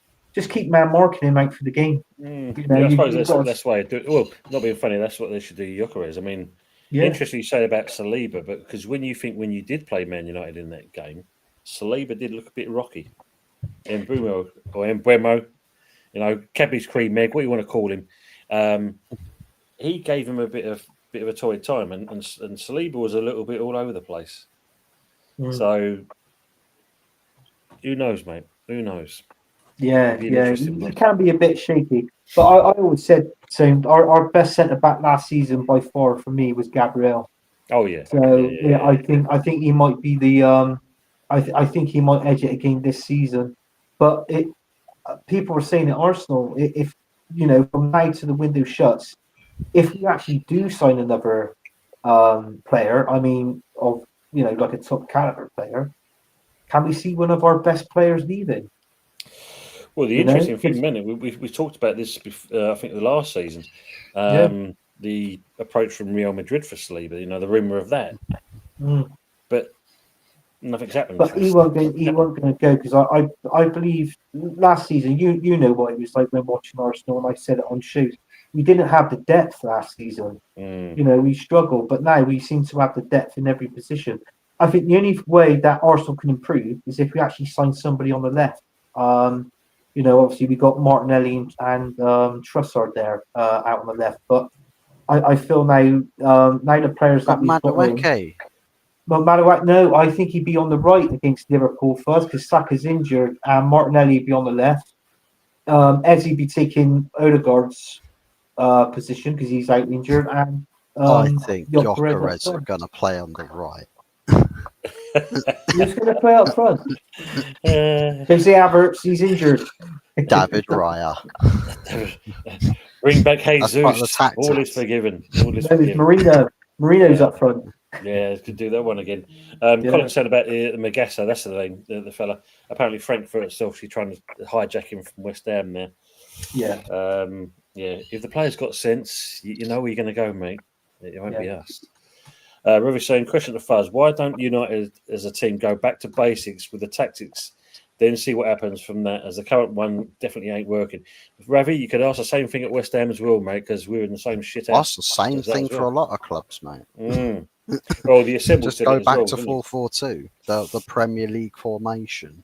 Yeah. The English formation, 4-4-2. Just stick a bunch of bastards on the pitch and watch them punch each other up.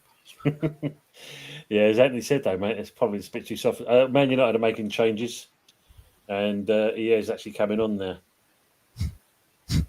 Watch them get another goal in like the first 5 minutes and render those changes useless and pointless. So Agati's off, Frederick's off, Dog is off, and on Delit, Fernandez, and Mbeumo. Maybe saying we play Conor Bradley in right and see what he does. Yeah, I mean, hopefully the kids get given a chance. You says, just a personal opinion, I think making Rice captain would improve Arsenal. Yeah, it could. That's what the man. Yeah, because he'll get them gelling better. Yeah. You know? Could be the making or breaking of a player. Sometimes with captaincy appointments. So. I was watching the Leeds game, and it was a shot that come in, and it just literally went over the bar, and I turned around and I went, fucking hell, fair play, Odegaard. And as the camera got closer, I thought, fucking hell, it's Gyökeres. It was like, do you know what I mean? We've got they're sweeping the hair. Well, I think it was one of the. It's the hair flicks. Yeah, that was the thing. Because I think one of the pundits mentioned how many times Gyökeres flicked his hair. Yeah, and it's like Odegaard's now got competition. Yeah, he has got competition. Usual. If you're still in the chat, what's the odds on who's going to do the most hair flicks, Odegaard or Gyökeres? I think Calafiori's in with a shout. You know. Jesus, man. Sweet Prince. Sweet Prince. The thing is, though, with Rice, he's a natural leader. Yeah, he's born to be a captain. Yeah, 100%. And he'll have no problem taking over for that man. And like I said, he made a point on Sunday that it just changed once he came off. Yeah. Terence says, I'm waiting for Arsenal to lose so Aaron goes back to being his miserable self. Love him, but you know they're going to crumble, and I'm waiting with the custard. And good evening to Lee at the Arsenal Alliance. Big up, man. Big up to yourself. Hope you're doing well, Lee. Big up, Flip Flop. Is that the new? Is that a Gyökeres rip-off celebration? That one? Is that the Dybala one? that's Dybala, that is. Dybala, yeah. That says if Paqueta goes, the fans will go nuts. Yeah, I think we'll tear down the London Stadium. Might be a good thing, though, really. Robbie said, I'm going 3-2 Liverpool win, as I think Arsenal will score first, but with a team like Arsenal who like to play, we will show them what we can do. And he had his on there. Liverpool, we are not good at the physical side, yet we saw that against Newcastle. We don't like the battle with teams. They come at us and give us a free-flowing game. And, Arsenal will close you down because, I mean, if Odegaard's he's not going to feature, at least you haven't got to worry about one headless chicken running around the pitch trying to chase down balls. Yeah, that's right. That's it. Rice is a captain. He's definitely that. Also, when it says, we have to thank Man City for signing Amarin from Man United. Actually, you have to thank Omar Barada because apparently, according to him, he was tapping him up for the longest time. He was like, he's going to be my replacement. Ten Hag if it all goes wrong.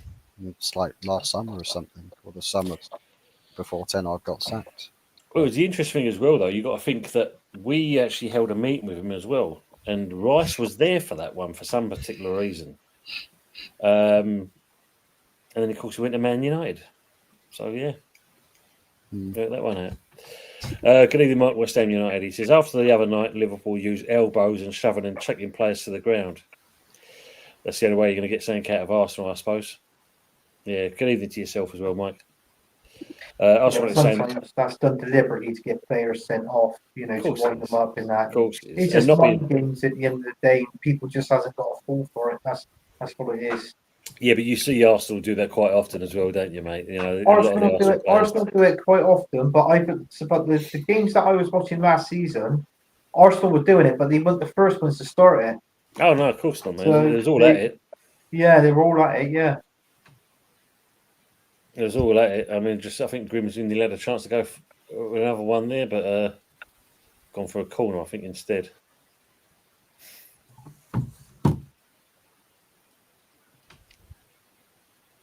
Was it handball again? No, come off his shoulder. Yeah, and off his shoulder as well. Yeah, two players that come off of. Arsenal saying Newcastle would have wrapped that game up in the first half had that Isaac wasn't so unprofessional and Gordon red card. Yeah, very much so. Newcastle was up, but don't get me wrong. When they went down to 10 men, it didn't take long for them to get into the game because they should have actually could have won that near the end. You're saying Manic, him missing was the difference between winning and losing. Totally agree on that. Mike West Ham United saying I must be colourblind because that ref had a red shirt on. Yes. Yeah, that referee, he definitely loved himself. There's no two ways about it. Thank you, Daz. Smash the likes, guys. And don't forget, if you haven't already, go over to Fuzzy's channel and do the same for him as well, please. It all helps the channel, as they say. Yeah, Grimsby. Sharky and Daz. You're saying, hello, here, Flicko Gee. Yeah. They've just kicked off in that Club Brugge game. It's already 6-0. Oh, my days.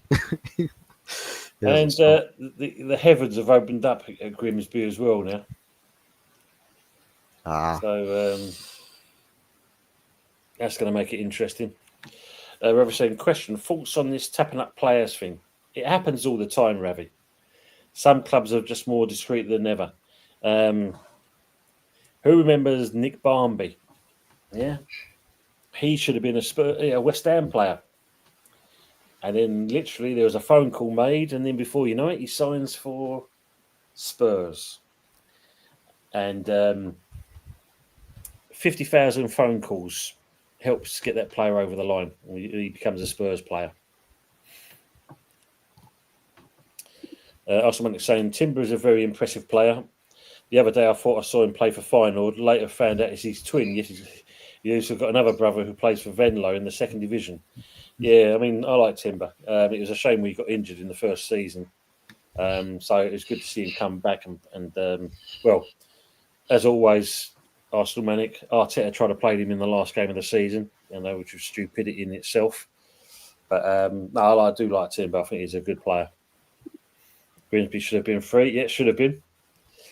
Maybe saying, Tony, if West Ham go down, what would you be like it was coming? Yeah, absolutely. It would be coming. And as we said, we'll have to change the name of this show afterwards because unfortunately Fuzzy and Anthony and that, they won't be down in the chat. Well, maybe Fuzzy might be. Yeah, me and Fuzzy might be down. We'll set up our own show called the shite, the shit, the shittier, and some bloke in the Prem.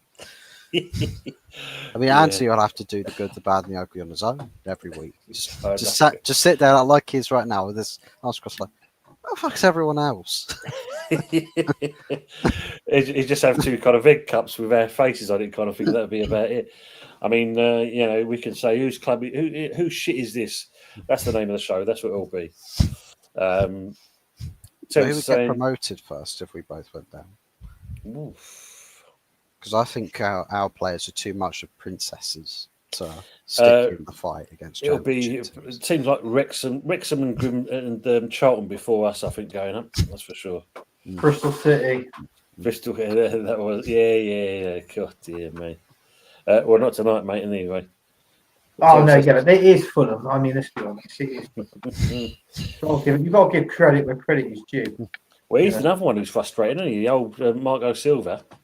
He might walk as well. He's not happy with the way business is going on. Yeah. I mean, there's a possibility that could be another candidate for you, West Ham. You know, True. God, it is definitely pelting down now at Grimsby. Look at that. Is he onside? He is, and all. Linesman can't keep up with play.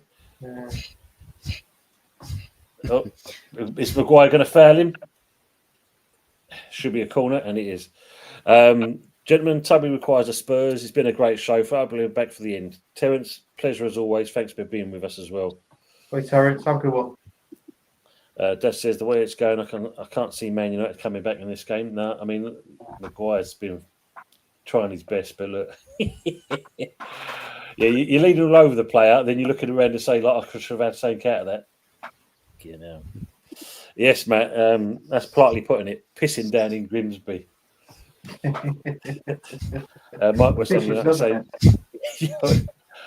look at that, man. I'll say Arsenal have got a chance this season if they keep the players fit, but not Odegaard. Absolutely right there. Everyone's saying, Night Terence, get Toby the curl one out for Sullivan as well. Curl one out. Oh, go on out. Oh, God.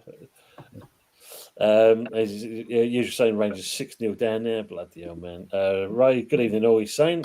Evening, Ray, evening. Scottish teams are the best. Are not the best. Scottish teams are not the best. For entertainment value, they are. But you know what they haven't had, didn't you? They didn't have the Aimbrie. Yeah, so he's like. Dear. Manic stating the obvious, but Isaac was a massive miss for them last night. Yeah, it's truly true. Shark saying Leighton Orient versus West Ham, East London derby. Yeah, you can imagine that happening as well. Bloody hell, man. Ravi's asking question for us. What would your taxes have been tonight for this game? What would my what? Let's draw out for pens. Well, I wouldn't necessarily be going with a back three, the way that Amron wants to go. I'd prefer going a 4-3-3, your typical holding DM, a supporting box-to-box player, and a dedicated attacking midfielder, natural wingers that are actually tasked with taking on a man and crossing, your target man up top, who the midfielders play the ball through the middle for the striker to run onto, use the central channels and balance it with the play through the wings.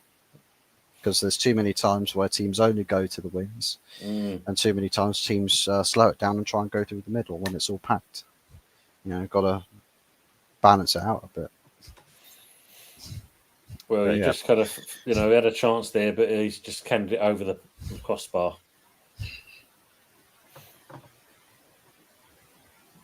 So, I mean, the fantastic thing about this, right, is that technically a waterlogged pitch, as I'm seeing some people in the comments say, technically a waterlogged pitch should be favourable for Man United because Old Trafford leaks all that water all the time.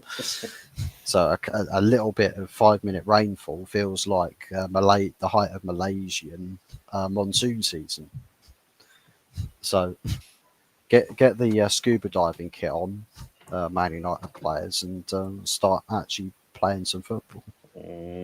Man. Does Werner and Warren play for United? Excuse me. No, they play for Grimsby.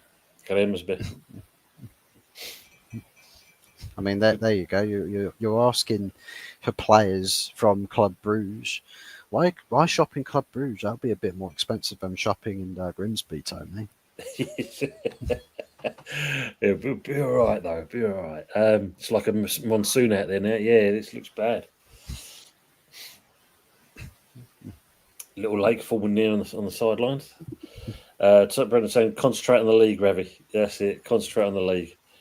Matt's open for the match to be abandoned. Waterlogged pitch. Imagine that. Anthony, Tony, and Fuzz. Mm-hmm. Not bad. Don't abandon the match, Arsenal next saying. Fuzzy be happy with that, Matt. Fox saying if Rangers players been overdoing it with a Glasgow deep fried pizzas by the look of it. Jesus, deep fried pizza. What on earth is that? Absolute abomination. They do some weird old shit up there, though, don't they? With some of the stuff you see, the deep fried. I think you can. There's a chip shop somewhere. You can take anything to it, and he'll batter it and deep fry it for you. Deep fried Mars bar. Oh, man, no. Come back a little bit. Come back a little bit more with it. No. You're hiding the last line. Yeah, coming back a bit. Keep going back with it. Keep going back with it. Keep going back with it. A bit more. Keep going. Keep going. Keep going. Keep going. Keep going. There you go. That'll do. Man United fucking shit.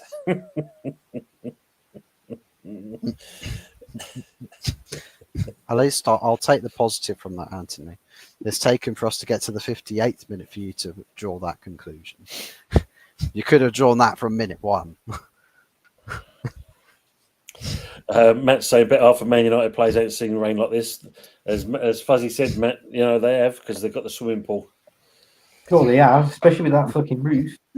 Yeah. They have seen rain like that. Rain from all the Man United fans crying from how shit they are. Mm. All the tears and Old Trafford week in, week out. Of course they've seen that rain. Look, just killed the play. They're trying to get into the box. Yeah, Arsenal man. Yeah, they I did. think was it Pennies? Pens. Yeah, went out on pens. Yeah.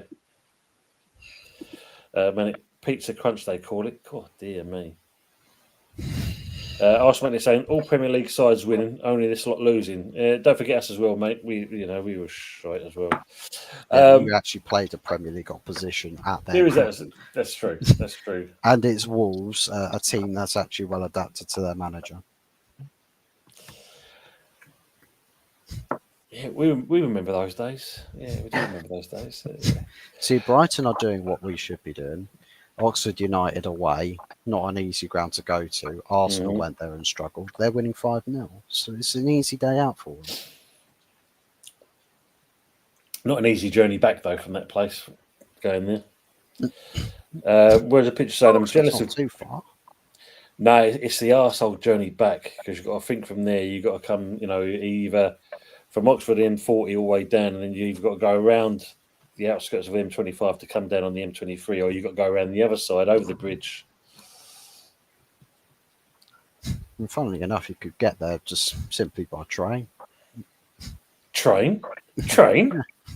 Yeah. Oh, sorry, I'm acting like Sullivan then. The peasants do that, apparently. We get chauffeured around, apparently. Where's the pitch saying, I'm jealous of Grimsby. They're pressing and attacking, effective, fun football. I'm thinking maybe we can get their manager, David Artell. Well, at least it's not raining.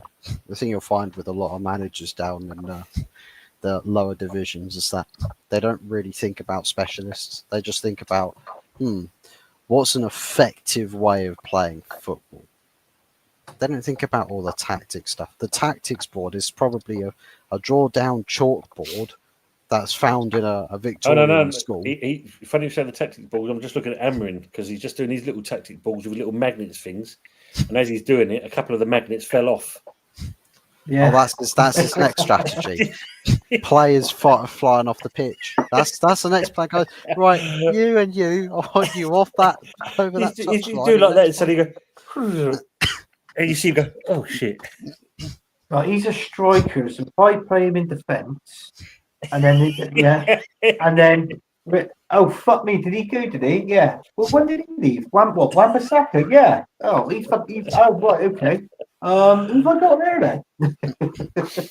Do you know what? I think I should do what Moses said. Let's part the seas. If I do this formation, then it'll be all okay. And then Grimsby walked through the middle. It's like, that didn't work out quite the way I hoped. Jesus. Frog saying we should just buy the whole Grimsby squad. How much are they worth? Yeah. Packet of quavers. Oh, great save by the keeper there. Yeah, Can't have been an honor. Can't have been an Arna making that save. Fucking hell. well. Probably a couple of million, if anything, for that Grimsby squad, I'd say. Don't think it'd be more than that. Dad says that look nice, Ant, saying, man, you're a shit. Mike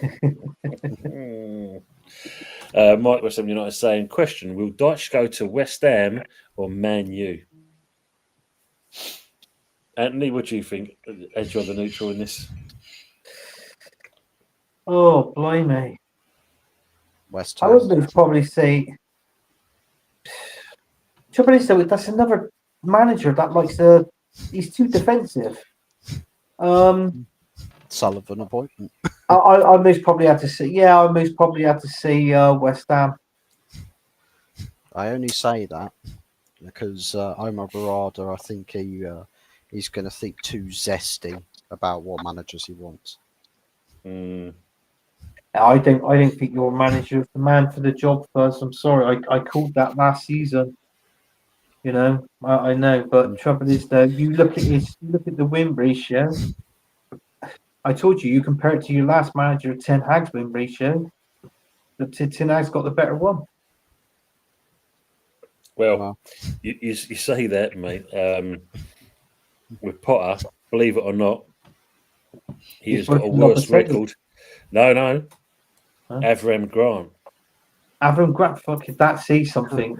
That God, that sees something. That does. He has got a worse record than Avram Grant. Well, and, you know.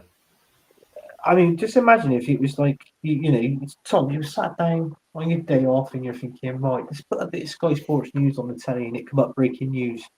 Potter signed a 3 years contract extension. What would you'd be like? What you'd be straight on the fucking YouTube. You'd be straight on the fucking channel, wouldn't you? Saying, "What the fucking hell is this?" James from E20. Yeah, I've been watching his videos. I tell you what, they've made me laugh, mate. James, he's made me. You know, I'm a little bit more reserved, but Yeah, you'd be more reserved. Yeah, James, on the other hand, yeah, he definitely goes to town, mate.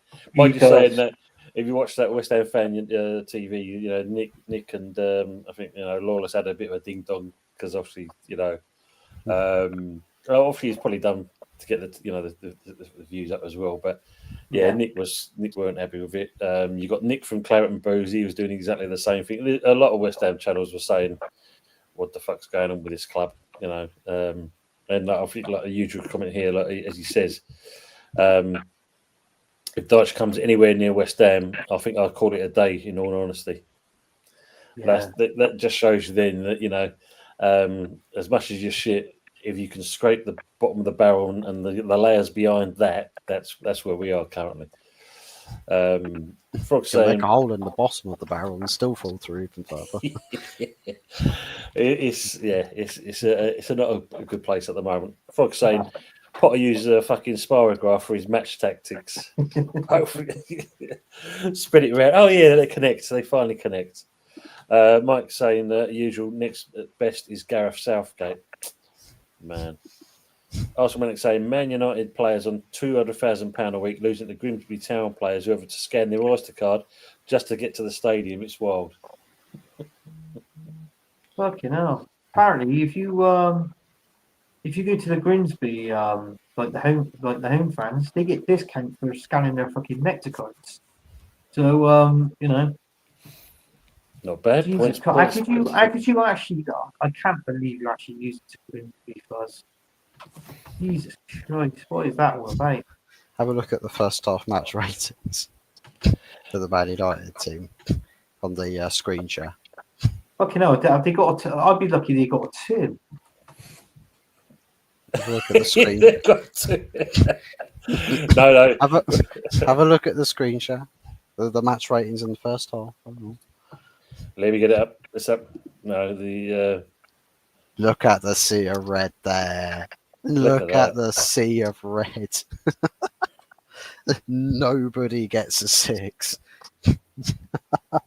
Fucking hell. I'm glad we didn't fucking sign Sesko in the end.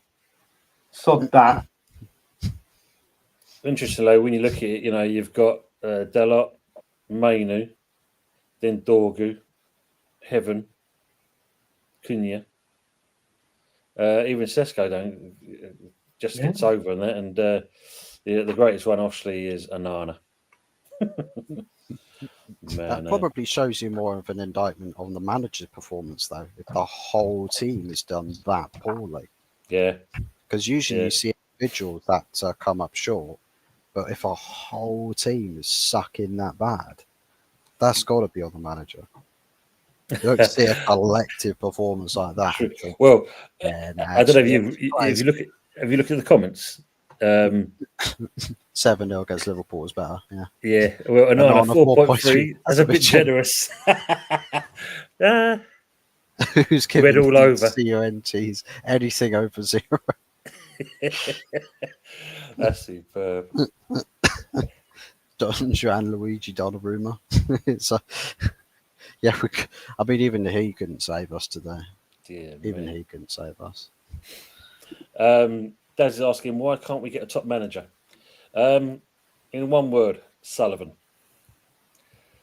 That's why. That's why I see it. Southgate, no way. Usual saying, Mike, he's a favourite in the bookmakers. Or Southgate. Daz Sullivan doesn't want anyone around that will challenge him. That's true. Yeah, usually, yeah, God help us. Yeah, thank you for that. Also, Brighton 5-0. That was Fuzzy's already said. Definitely Frog the little man. 6-0 now, is it? Bloody hell. Frog saying I'd rather have Dick Van Dyke. Dick Van Dyke. Yeah, we could all sing Old Bamboo at half time. It'd be all right. Good evening, Sean Bridgeland. I think it's fair to say that Man United are as ugly as West Ham currently. Yeah, we're both in the mire there, Sean. Thanks for joining the chat as well. Really appreciate you coming in. But yeah, we're both in the same mire. But I don't know who's at the well. Let's leave it to Anthony. At the two teams at the moment, currently, who's the better squad, Man U or West Ham? Well, Man United, so I'm sure they've got the better players. Well, Man U have got the better players. Yeah, Mm-hmm. I would just edge it to Man U, Tom, but I don't know. I suppose I think you just got to get a new manager in now. Just change things around. It can't get any worse than what it can it? So I think you're better off just getting a new manager in and see where he takes you. You just need to. I don't understand the 5 in defence. And I'm not being funny. You play 5 in defence. You let 5 in against fucking Chelsea. What's that all about? You see, it's balancing the books. That's what it is. It's balancing the books. Yes, yeah. Anthony, we played 5 at the back today against Grimsby. And they still scored 2. Jesus. It's terrible, isn't it? I just don't get it. Just play 4. Just play 4-2-3-1, and just go from there. Oh, blimey. It should have been 3-0, but it looks like it's been ruled for offside. And I don't know where, because it definitely looked like the defence were playing him on, but one of those. No, I mean, at the end of the day, yes, Man United obviously should be the better squad in that, but yeah, yeah, we just can't. Oh, dear me, what a woeful pass. We are definitely worst at the moment. Here come through, Tom. Callum Wilson, here come through. Fair enough, the other day in there, he apparently didn't have a bad game. That was the thing about it. Where's a picture saying headlines after the match are going to be full of grim puns? It's true.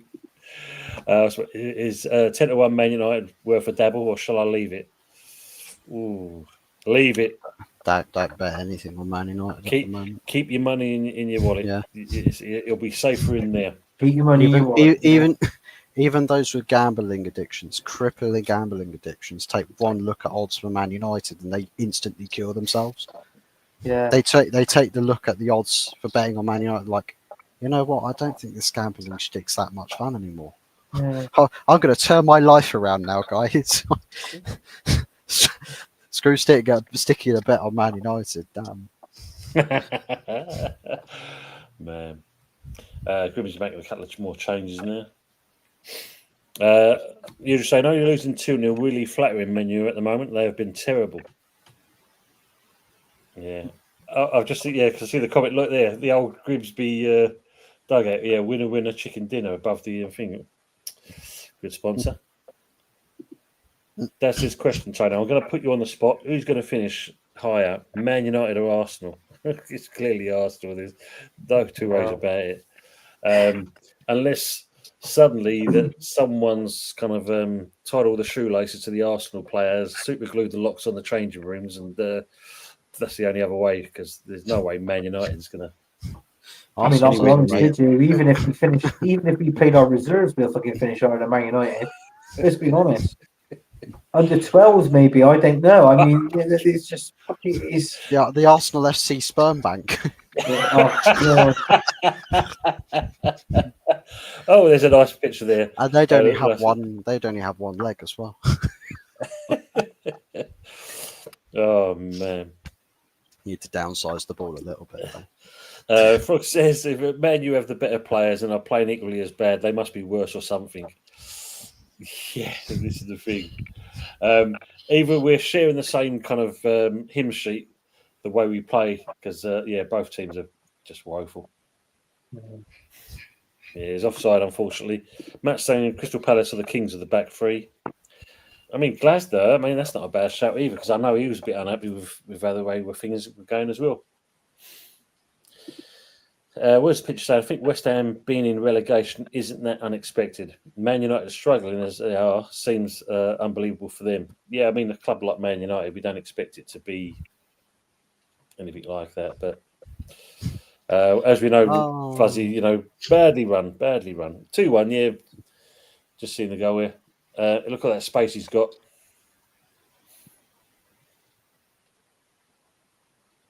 That's a bit easy, that 1 minute, really. Oh, a little P roller as well, really, and all.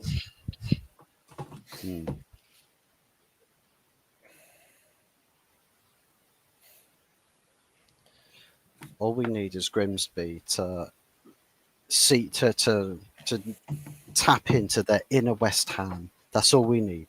Grimsby Town to wear carrot and blue, West Ham, and we'll be fine. We'll come back and we'll win 3-2.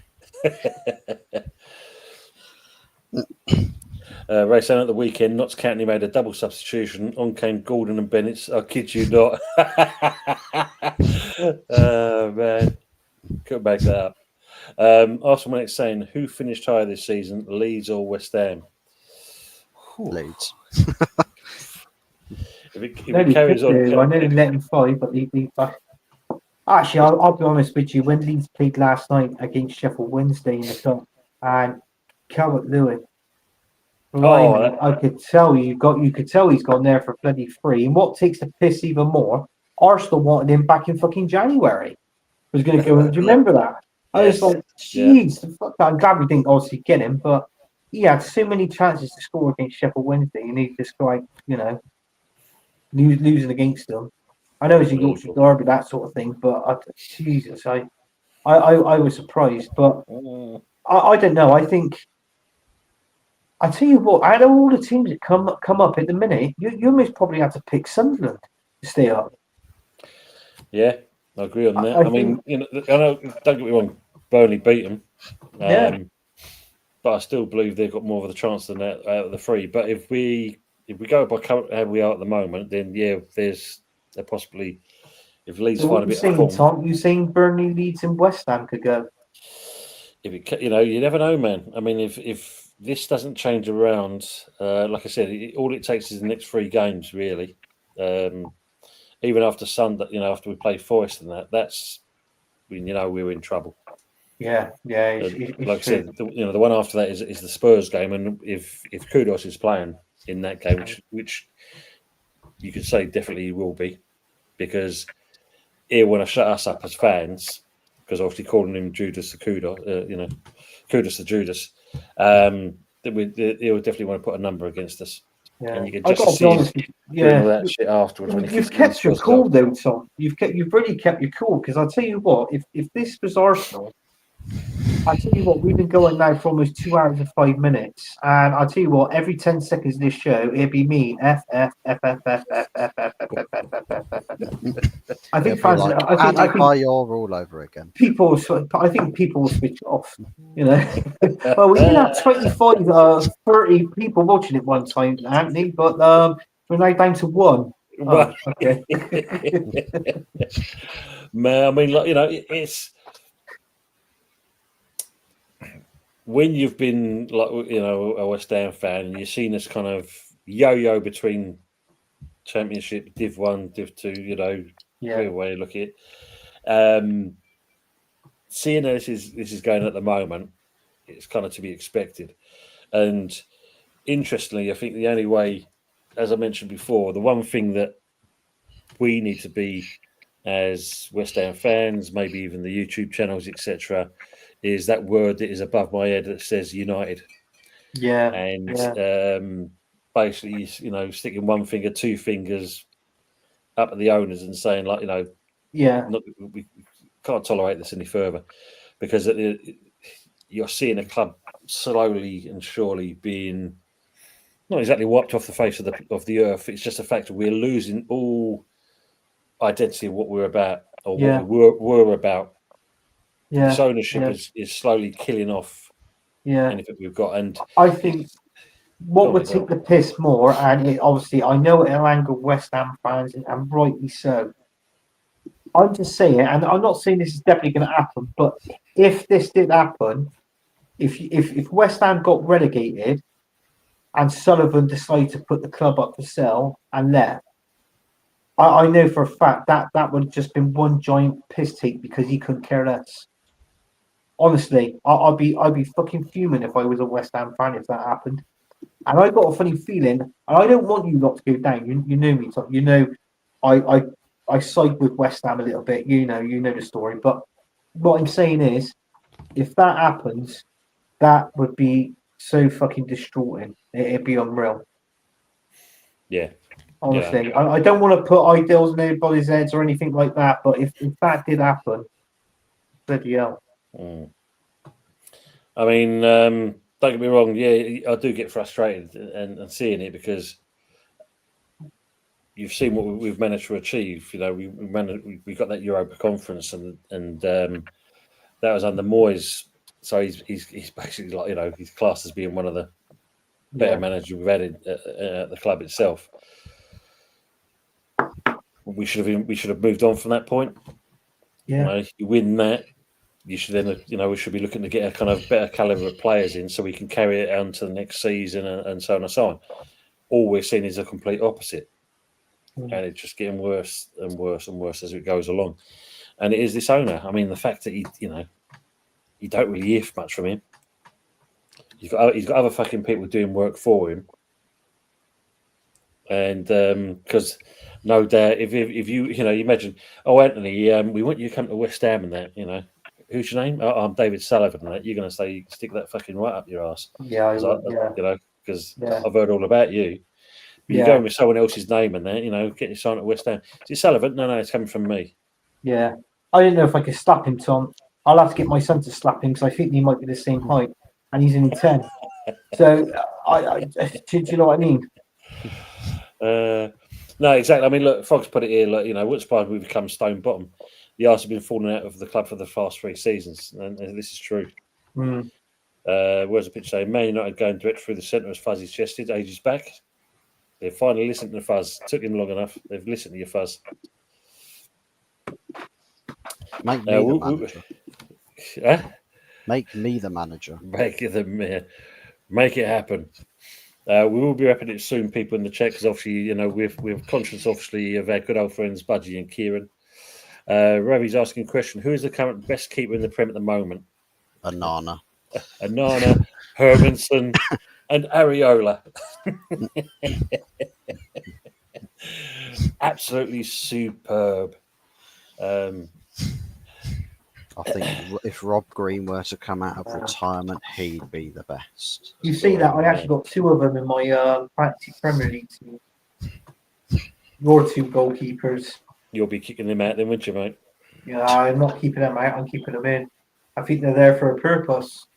I don't know what that fucking purpose is, mind you, but they're being the secret agents. They're being secret agents, isn't it? Arsenal saying Man United are going to win their last 50 minutes of our chances, but all the first teamers on, so that they should. I mean, what's it? 82 minutes left we've played so far. Ray, hi Ray. Ravi, usually saying Ravi. Just got 82 minutes left. Yeah, sorry, I just realised what I said. This is a painful struggle. This is. Rinse and repeat. I know who the worst is. He's playing tonight. Yeah, exactly. Oh, good. He's saying there. Ravi says, Fuzz is Bruce Lee's cousin Burnley you faced this weekend. Oh, my Yeah. days. The dad jokes come out. Big up to our good old friend Aaron Talks Arsenal. Big up to yourself, mate. Hope you're keeping well and you're doing good on your channel, which is always good to see.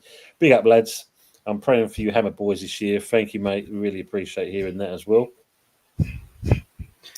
And don't forget, people, we haven't already, go and see Aaron Talks Arsenal as well. Give me a little like if you can. Usual stuff. Yeah, you're hilarious. Terence says, back again. Just seen the score and I've turned into the world's biggest Grimsby fan. Yeah, Des is praying too as well. Frog says, I feel bad for Hermanson. What type of fucking dimwit fills a player signed 2 days previously with no team integration in the Premier League? Potter is an incompetent twat. Yeah. I said, I don't understand why.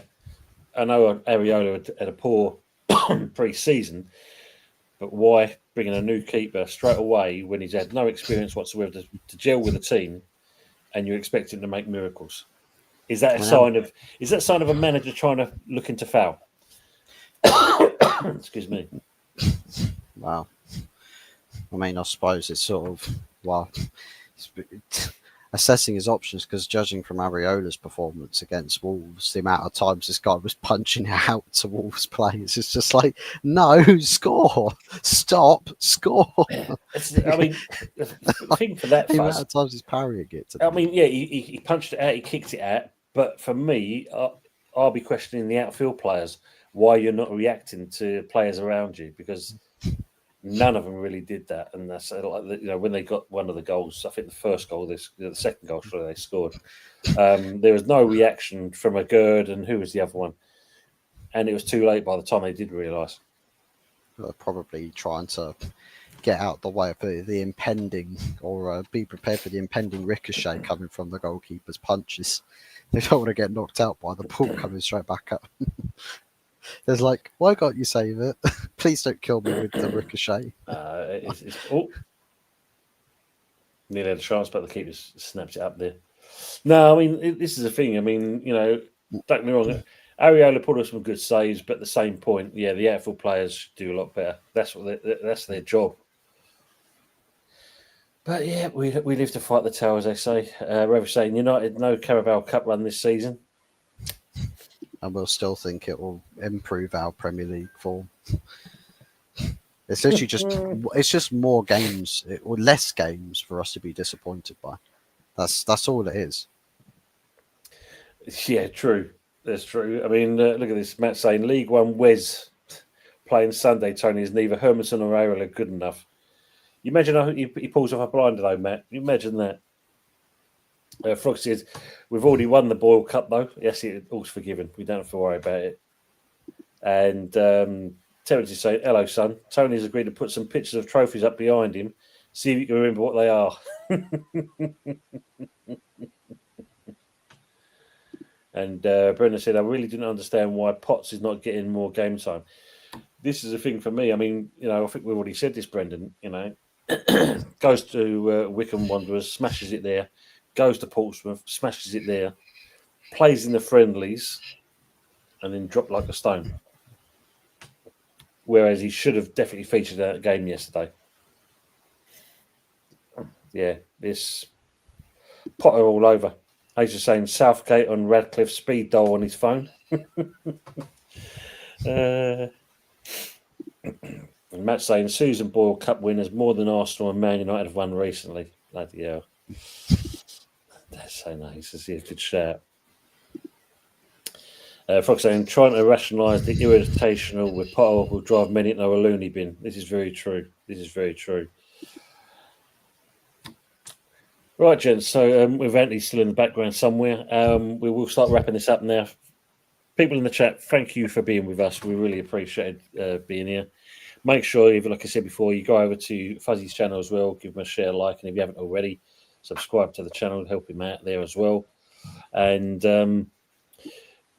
hopefully, at least it's going to penalties. Well, Slabbed. there's still Slabbed. there's still time. There's still time for them to silence us. But fuck me, I swear to God, it's not extra time, is it? Or is it straight to penalties? I think it's straight to penalties. Straight to pens, isn't it? It depends normally. Yeah. Yeah, straight to pens. Jesus Christ. Indeed, Frog. Yeah, there's What the goal is winner. this? Pitch saying, Terence saying shit 2-2. Fridge freezer Maguire. Ace is saying arse. Come on, the Grimsby. Penalty.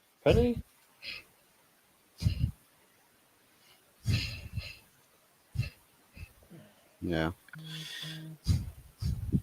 Daz 2-2. Lucky gets. Medic Well, I saying mean, one it's more. not done yet, mate. It's penalties and all. Just be typical. You know, you get your comeback, you get the penalties, you sub all your penalty takers on, and then they cock it up for you. Go. Well, I wonder which penalty spots got more water logged in the pitch. How many United players will slip when taking their run-ups? You can see it happen. Is there any added time on yet? Don't look like there is. It's just going to go straight on, isn't it? It's not over yet, they say. Oh, reckon there could be 5 minutes before pennies. Ace is saying Amron is a dead man walking, apparently. Arsman is saying if they get more than 4 minutes, they will score. But apparently 6 they're talking about. Ace is saying Burnley should get a result against United. So before, as we kind of watch the end of this, Anthony, what do you think the score will be in your game? 2-1 Arsenal. I'll go 2-1. It'd be a good game. And obviously, you know, there's going to be a few challenges. I think there'll be a few yellow cards being dished out as well. So, yeah, I think we can edge it because it's like what I said earlier. I think Liverpool weak in defence or weaker in defence now. There's Frimpong being injured. He ain't getting any younger. So, yeah, I think we can edge it 2-1. What about you, Fuzz? How do you think your game will be? 4-0. No, I'll You've got to say go for a Burnley win first. So yeah, put money on it. You're guaranteed to win. You see, I'm a bit of a sick in the head kind of bastard. I like the thrill of going for the unfavourable bets. So, Man United 2-1. Interesting. Sharky's saying set to go to pennies this game. There could be an upset. Man United may actually win. Grimsby losing to Man United. What an upset for them. Look at Maguire. He's going to try and foul the player there. Look, and he managed to recover there. Aces says though 3 or 4-1 Liverpool comfortably. Ace says we don't really need to be saying that on the channel. We don't need to hear that comment. I'm not going to put that one up, unfortunately. What's that?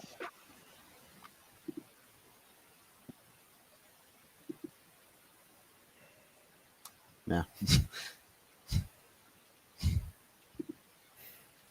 So we'll take that one out. I'm not going to have that one in there. Don't need to say on the channel. You know, you've been good so far. I don't need to say that at all. Our game. I think Forest will have a field day. I think if Chris Woods will definitely enjoy this playing against our defence. So I think more than anything else, we'll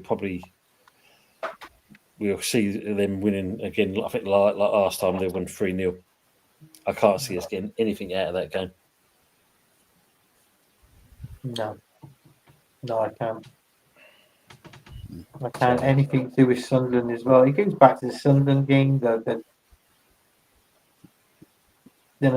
Chelsea game. He's just, I don't know.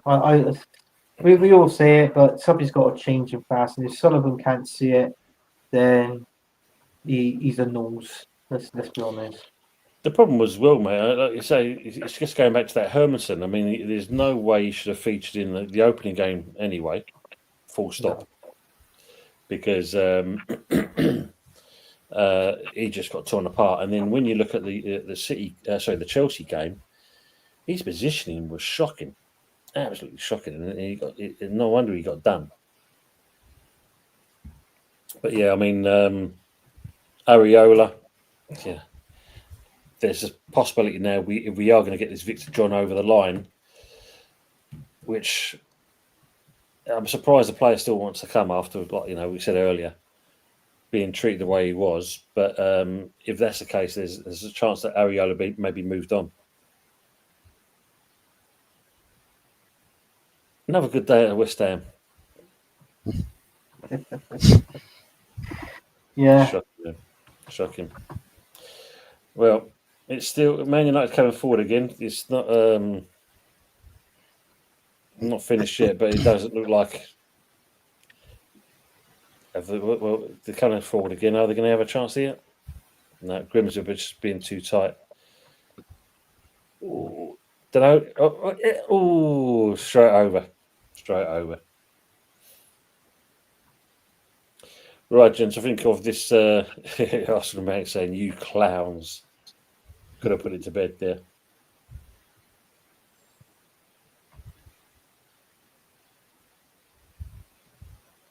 Even with your first teamers on there, Fuzz, don't think you'll be able to get us over the line, but looks of it, it's going to go to pens. Mm-hmm. Who do you think your pen takers will be? Well, when Burmo, Maguire's probably going to take one. I think Cunha, who was a penalty taker for Wolves, he'll take one. Fernandes on the pitch, he'll take one. Probably misses like he has done recently. Xerxes probably take a penalty.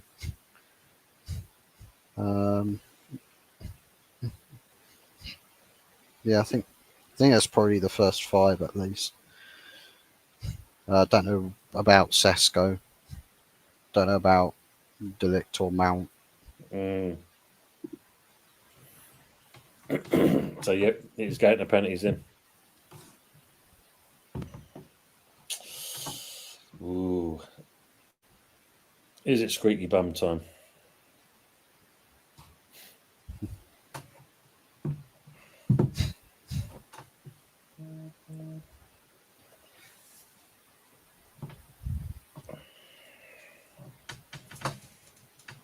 Say squeaky bum time, more like hemorrhoids bum time with Man United fans.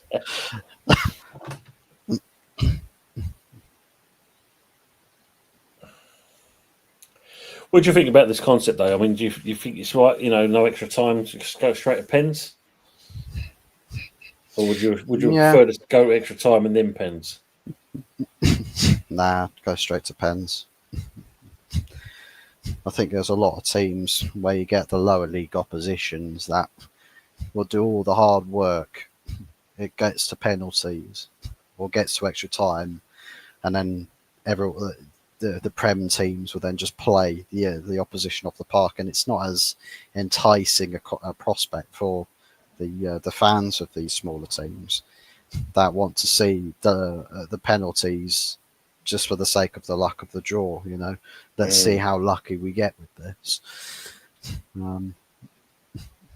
So yeah, I think I'd much prefer this as opposed to extra time. I'd probably say somewhere like Champions League is where you should have that extra time. Yeah, I get that. Yeah, that's true. I mean, fair play to Grimsby. I mean, the manager's had him set up really well, and he seems like he knows his stuff. I think it's just a fact of you can see the difference between, like you said, League Two and the Prem in fitness. Frog saying, oddly, Areola looks okay with penalties in the pre-season. It's just the rest of the game he has a problem with. Yeah, it's a shame, really, because we wanted so much more of him, and I don't know, it just seems not to be the same. Let's have this goal that got disallowed. Oh, he was offside beforehand. Yeah, just though. Fair play to the Lions when he got that one right.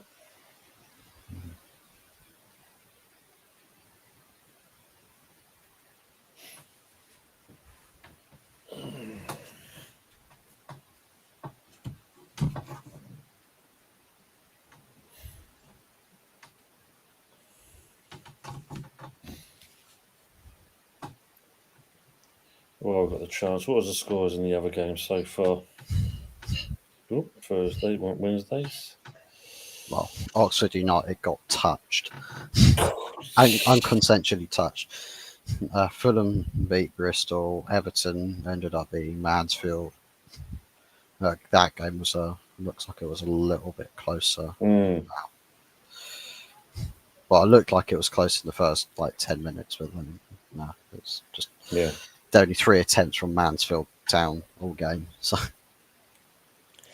I'm just looking at some of the other Champions League qualifying. You've got Karabag and Veron Cavaros.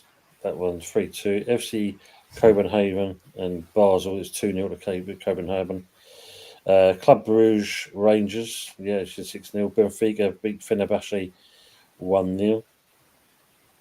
I wonder if old Alvarez featured for Fenerbahce in that one. Riga beat Sparta Prague in the Europa Conference League qualifying. Women's Champions League. At least your women won 4-0 against PSV.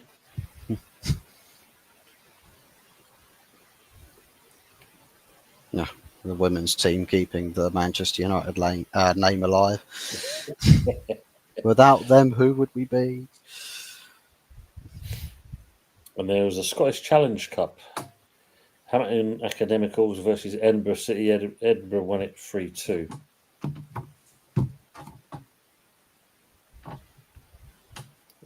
Daz, good evening to yourself, mate. Thanks for being in. Good night to you as well. Ace is saying, did Sesko miss or Delit? I think it was Delit. It looks like. Right, here goes the first pen bollocks of it.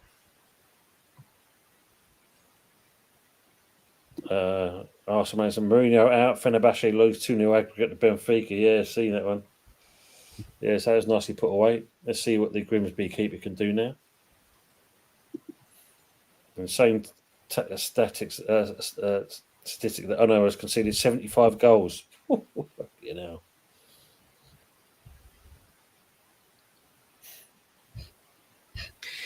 What would be a more insane statistic is a percentage on how many of those goals are his fault. Yeah. Very true. That would be something. That's a well taken goal there, Fernandez. Yeah, give him that. No, you don't look happy about it. Later, Daz, have a good rest of the week. Absolutely, Frog.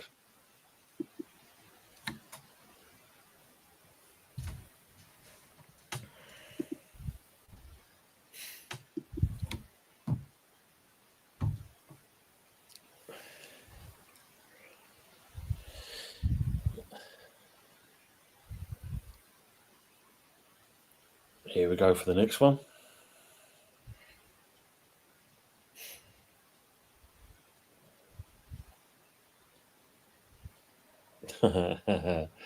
Well taken as well.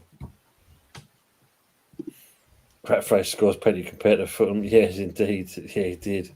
Yeah. Where he skied it before, absolutely. Strikes out, want Sullivan gone, mate. The day that happens and that, I think there'll be street parties, everything, Sharky, because, we definitely need him gone, don't we? There's no two ways about it. 2-1 to Grimsby at the moment. Who's just coming up now? And boom. Takes a couple of steps.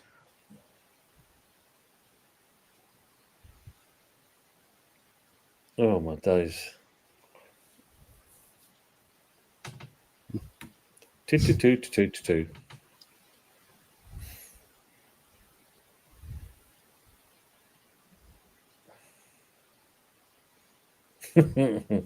Fernandez punching the air. Yes. Bomo's got a nosebleed as to how many goals he's managed to score in this United team tonight. Oh, man. I said, very strange that United didn't select Tom Heaton. Any reason beyond that? Oh, he's just a pre-season goalkeeper. Okay.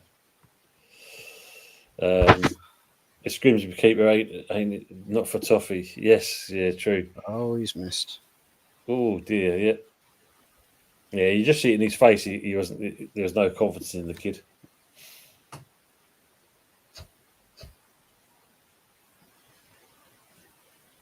What's it with them Grimsby players and the penalty spot? Just put it on it. It's easy enough.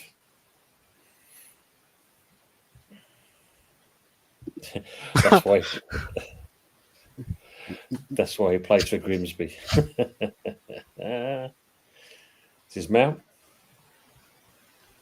Oh Christ! Okay, he scored. Oh, keep it in the right way this time. Oh, that's harsh.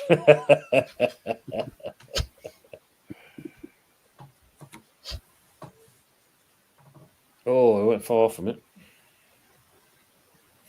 Yeah, like you said, it's true. Yeah, it's true.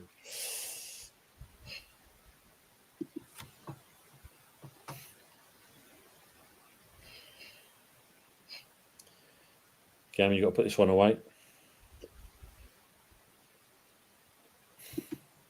Onana saved its miracle. Yeah, clip the time as well, Aces. I like the way Onana just kind of throws himself to the floor. There's no arms coming out. It's just.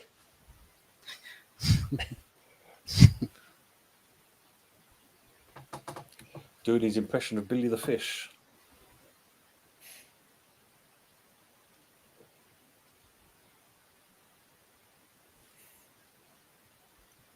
Possibly saying he needs to dive 10 seconds earlier and pick a side to get the extra time in. Yeah. The lot now. Dalot's one of those penalty takers where if he takes a penalty, it's generally insane. Here he goes. Keeper sold himself before he even kicked the ball. Tesco's every little helps.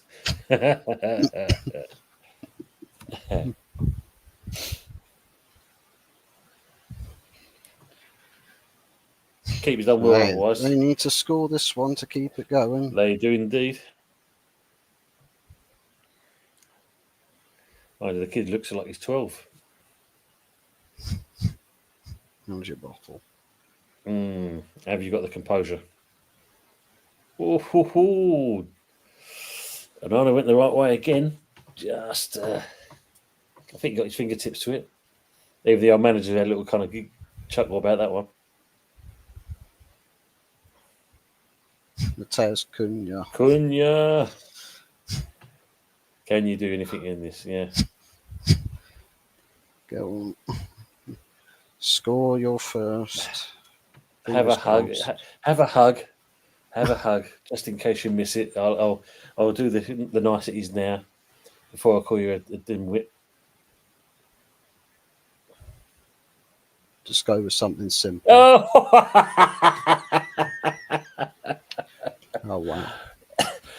That's Onana. Blame Onana. Don't fucking hug me again. Look what you've done. You've rubbed off your kind of your negativity to me. Wow.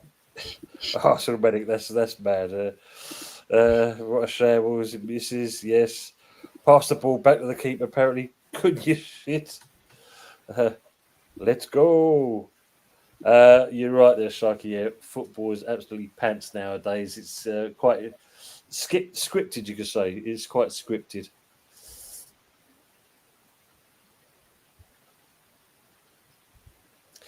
Sudden death. I was going to say, yeah. If they score and we miss, it's over. That's it. This is it. Yep. So they've just put it away there. It's 5-4 now. Let's see if they can do this. Somebody's saying justice for Coventry. Oh, Zersky, here we go. For Coventry. Yeah.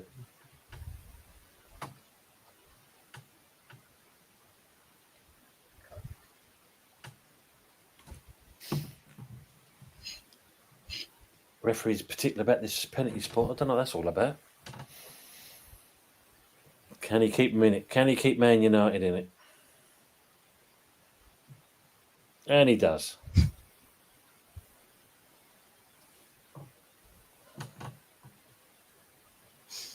Now, don't touch Onana. Yeah. Yeah, Onana comes out and goes to hug him and that you can fuck right off. Leave me alone. Quarantine that man right there.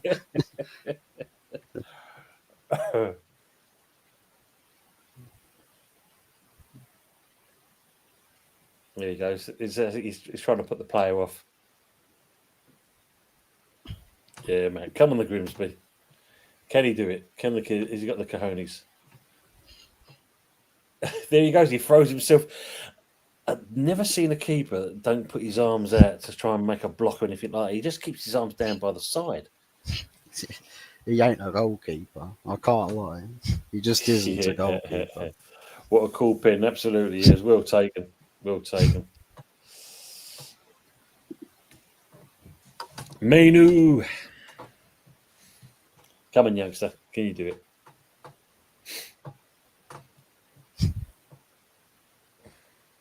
They should put this in the back of the net, surely. Look at the referee of this penalty spot. What is all that about? As long as the ball's on the spot. Fuck me, what's that all about? It's voodoo. Nice taken. Mainly to miss and be sold. Joking, don't know. Yeah. I bet you in your soul hoping that happens. They say, "Oh, he's not for sale. He's not for sale." Post Grims, but yeah, no, he is. We'll take anything for him. We'll take anything. Yeah. This is going to be live Villarreal, Man United. They just showed a picture of Amrin kind of sitting on the thing and just rocking himself like he's.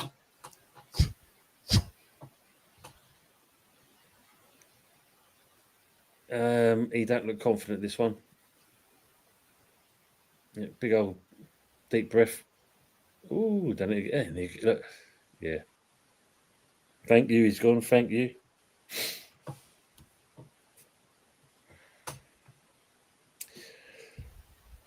Maguire. Are you confident? He usually takes good penalties, but now I said that, he probably Sky is. You notice this? Anana now has gone right over to the corner flag. He's realised I'm not touching a single Man United player after seeing what happened.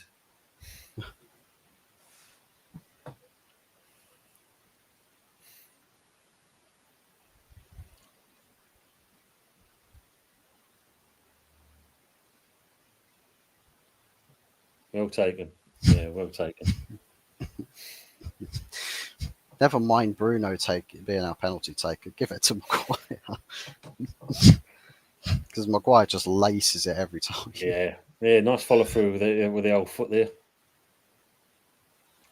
Well, expressionless from there. Yeah, it was, Matt, innit? Yeah, nice lace through on the ball. Bullet from Maguire, he's gone. Yeah, some good penalties. Evan Curry now. Be here till Christmas taking pens. Yeah, they're going to get the coaches taking it next. Amber in next. What game was it? Oh, what game was it, mate? I can't remember what game it was, but I can't remember if it was Liverpool or somebody. Then in times when they are taking penalties, it just went on forever and Yeah, it was ever like and 14, ever. was it 14 something or something Yeah. like that? I mean, I remember the one you're on about, yeah. Just wouldn't stop. You have to go back round again. It's like a rinse and repeat. Yeah. Arsenal saying multi-billion pound club, this is ridiculous. What is this, Sunday League? The lit now to take? Oh, he scored us. Keep it even moving that one. Nicely taken. Jamie Git.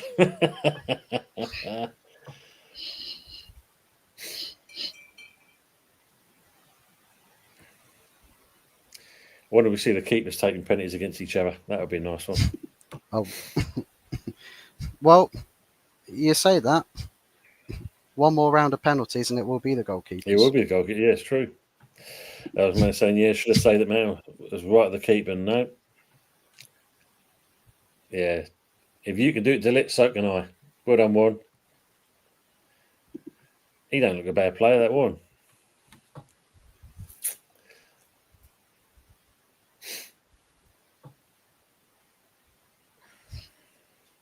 Those hanging around, thanks for hanging around with us while we watch this penalty shootout. Much appreciated for you sticking around with us. Who's that? Who's- Me? No, the chat. Still sticking with us. Who's this now? Who's this? Who's this Could be kid? Who's Sesko, that? isn't it? Is he Lost number? out Oh for yeah, one. yeah. Number Sesko. 13, yeah. That's it. P rolled it in. They don't like It's the celebrating, do they? It's the goalkeepers now. Oh, this is going to be interesting. Inger's gone to Sheffield United. Wow. Thanks for letting us know then, Matt. So he's finally got a club. The Git scored. Sorry, delete. Come on, Pim.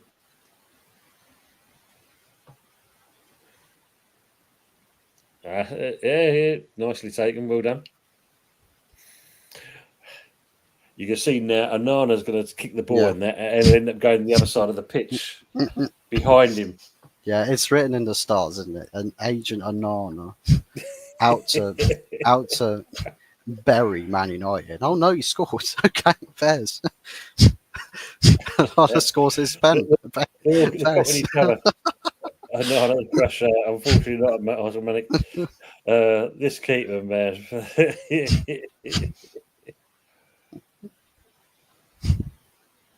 I like the manager's having a talk with the players and they have a little giggle in there. He's loving it. And we start again. We were never expected to come around again. Yeah, sigh of relief after missing your last. No, I'll say this pen, I think. Well taken. Nicely taken. Cabia. Nope. Unlucky, Matt. 10-10. Here comes Fernandez again. He's thinking, have I got to do this shit again? This is the one. Levin said, just like the Villarreal Man United. Oh, imagine. Amarin's still rocking in his chair. Someone a bit to ask out to find out if he's all right. Not good sign of you rocking in your chair. Has the keeper worked it out this time? Well, the thing is you go around the second time, you've seen every player take their first penalty. You have to get into the minds what's your next penalty going to be. Yeah. Hey, we finally got a smile out of a Man United player taking their penalties.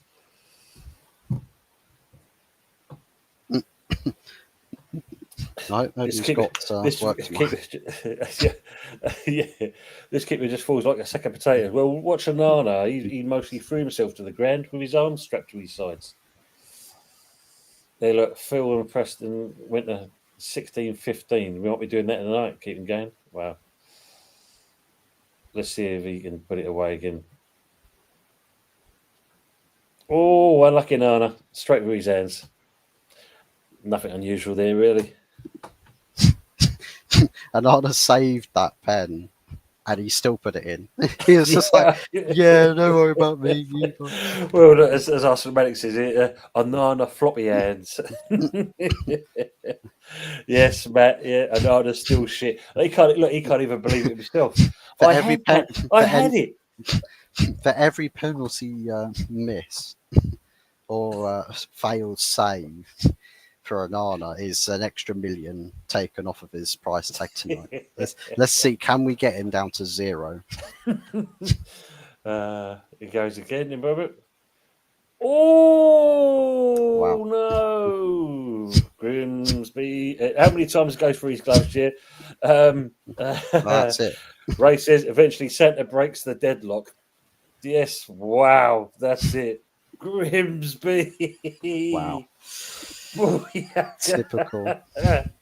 Brilliant. Yes, Matt. Well done, Grimsby. Wow. Bye, Amarin. Sack Amarin for that.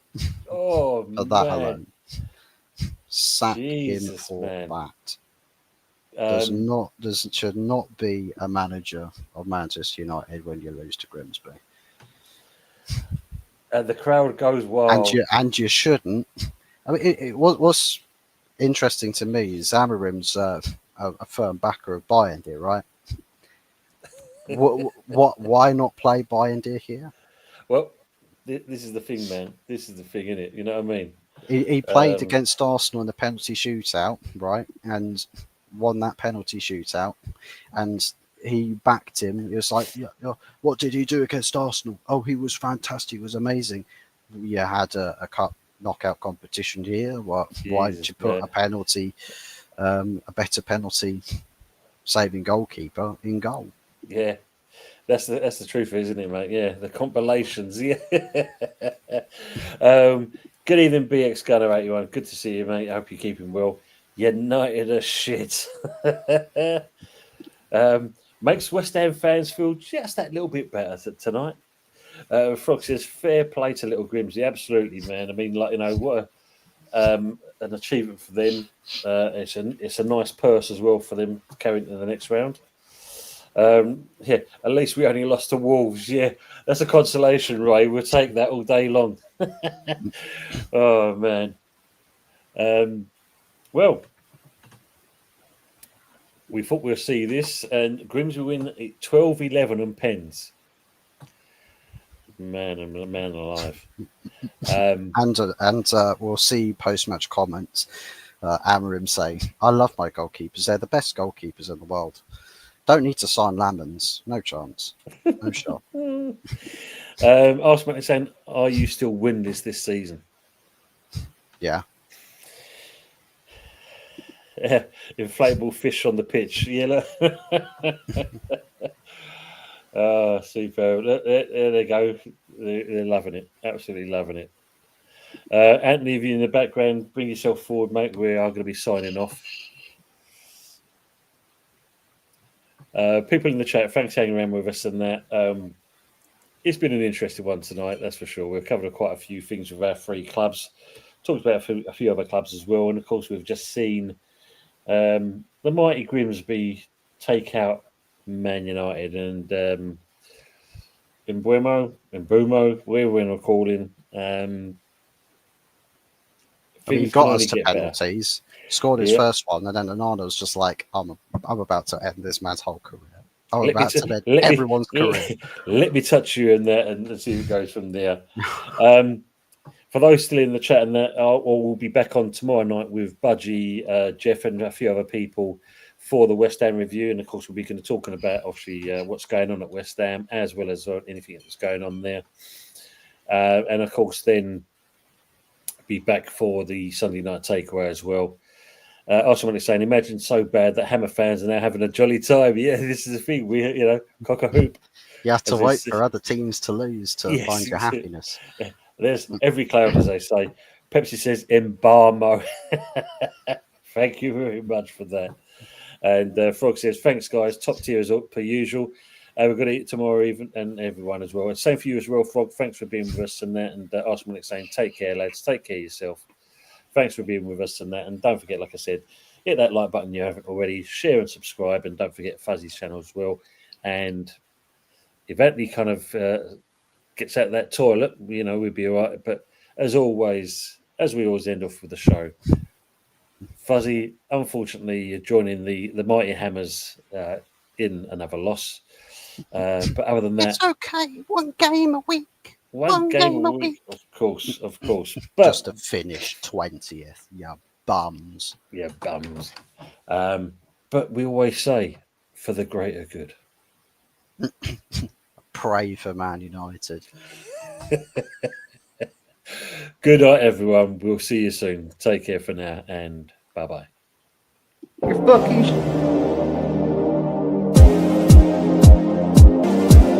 Man United.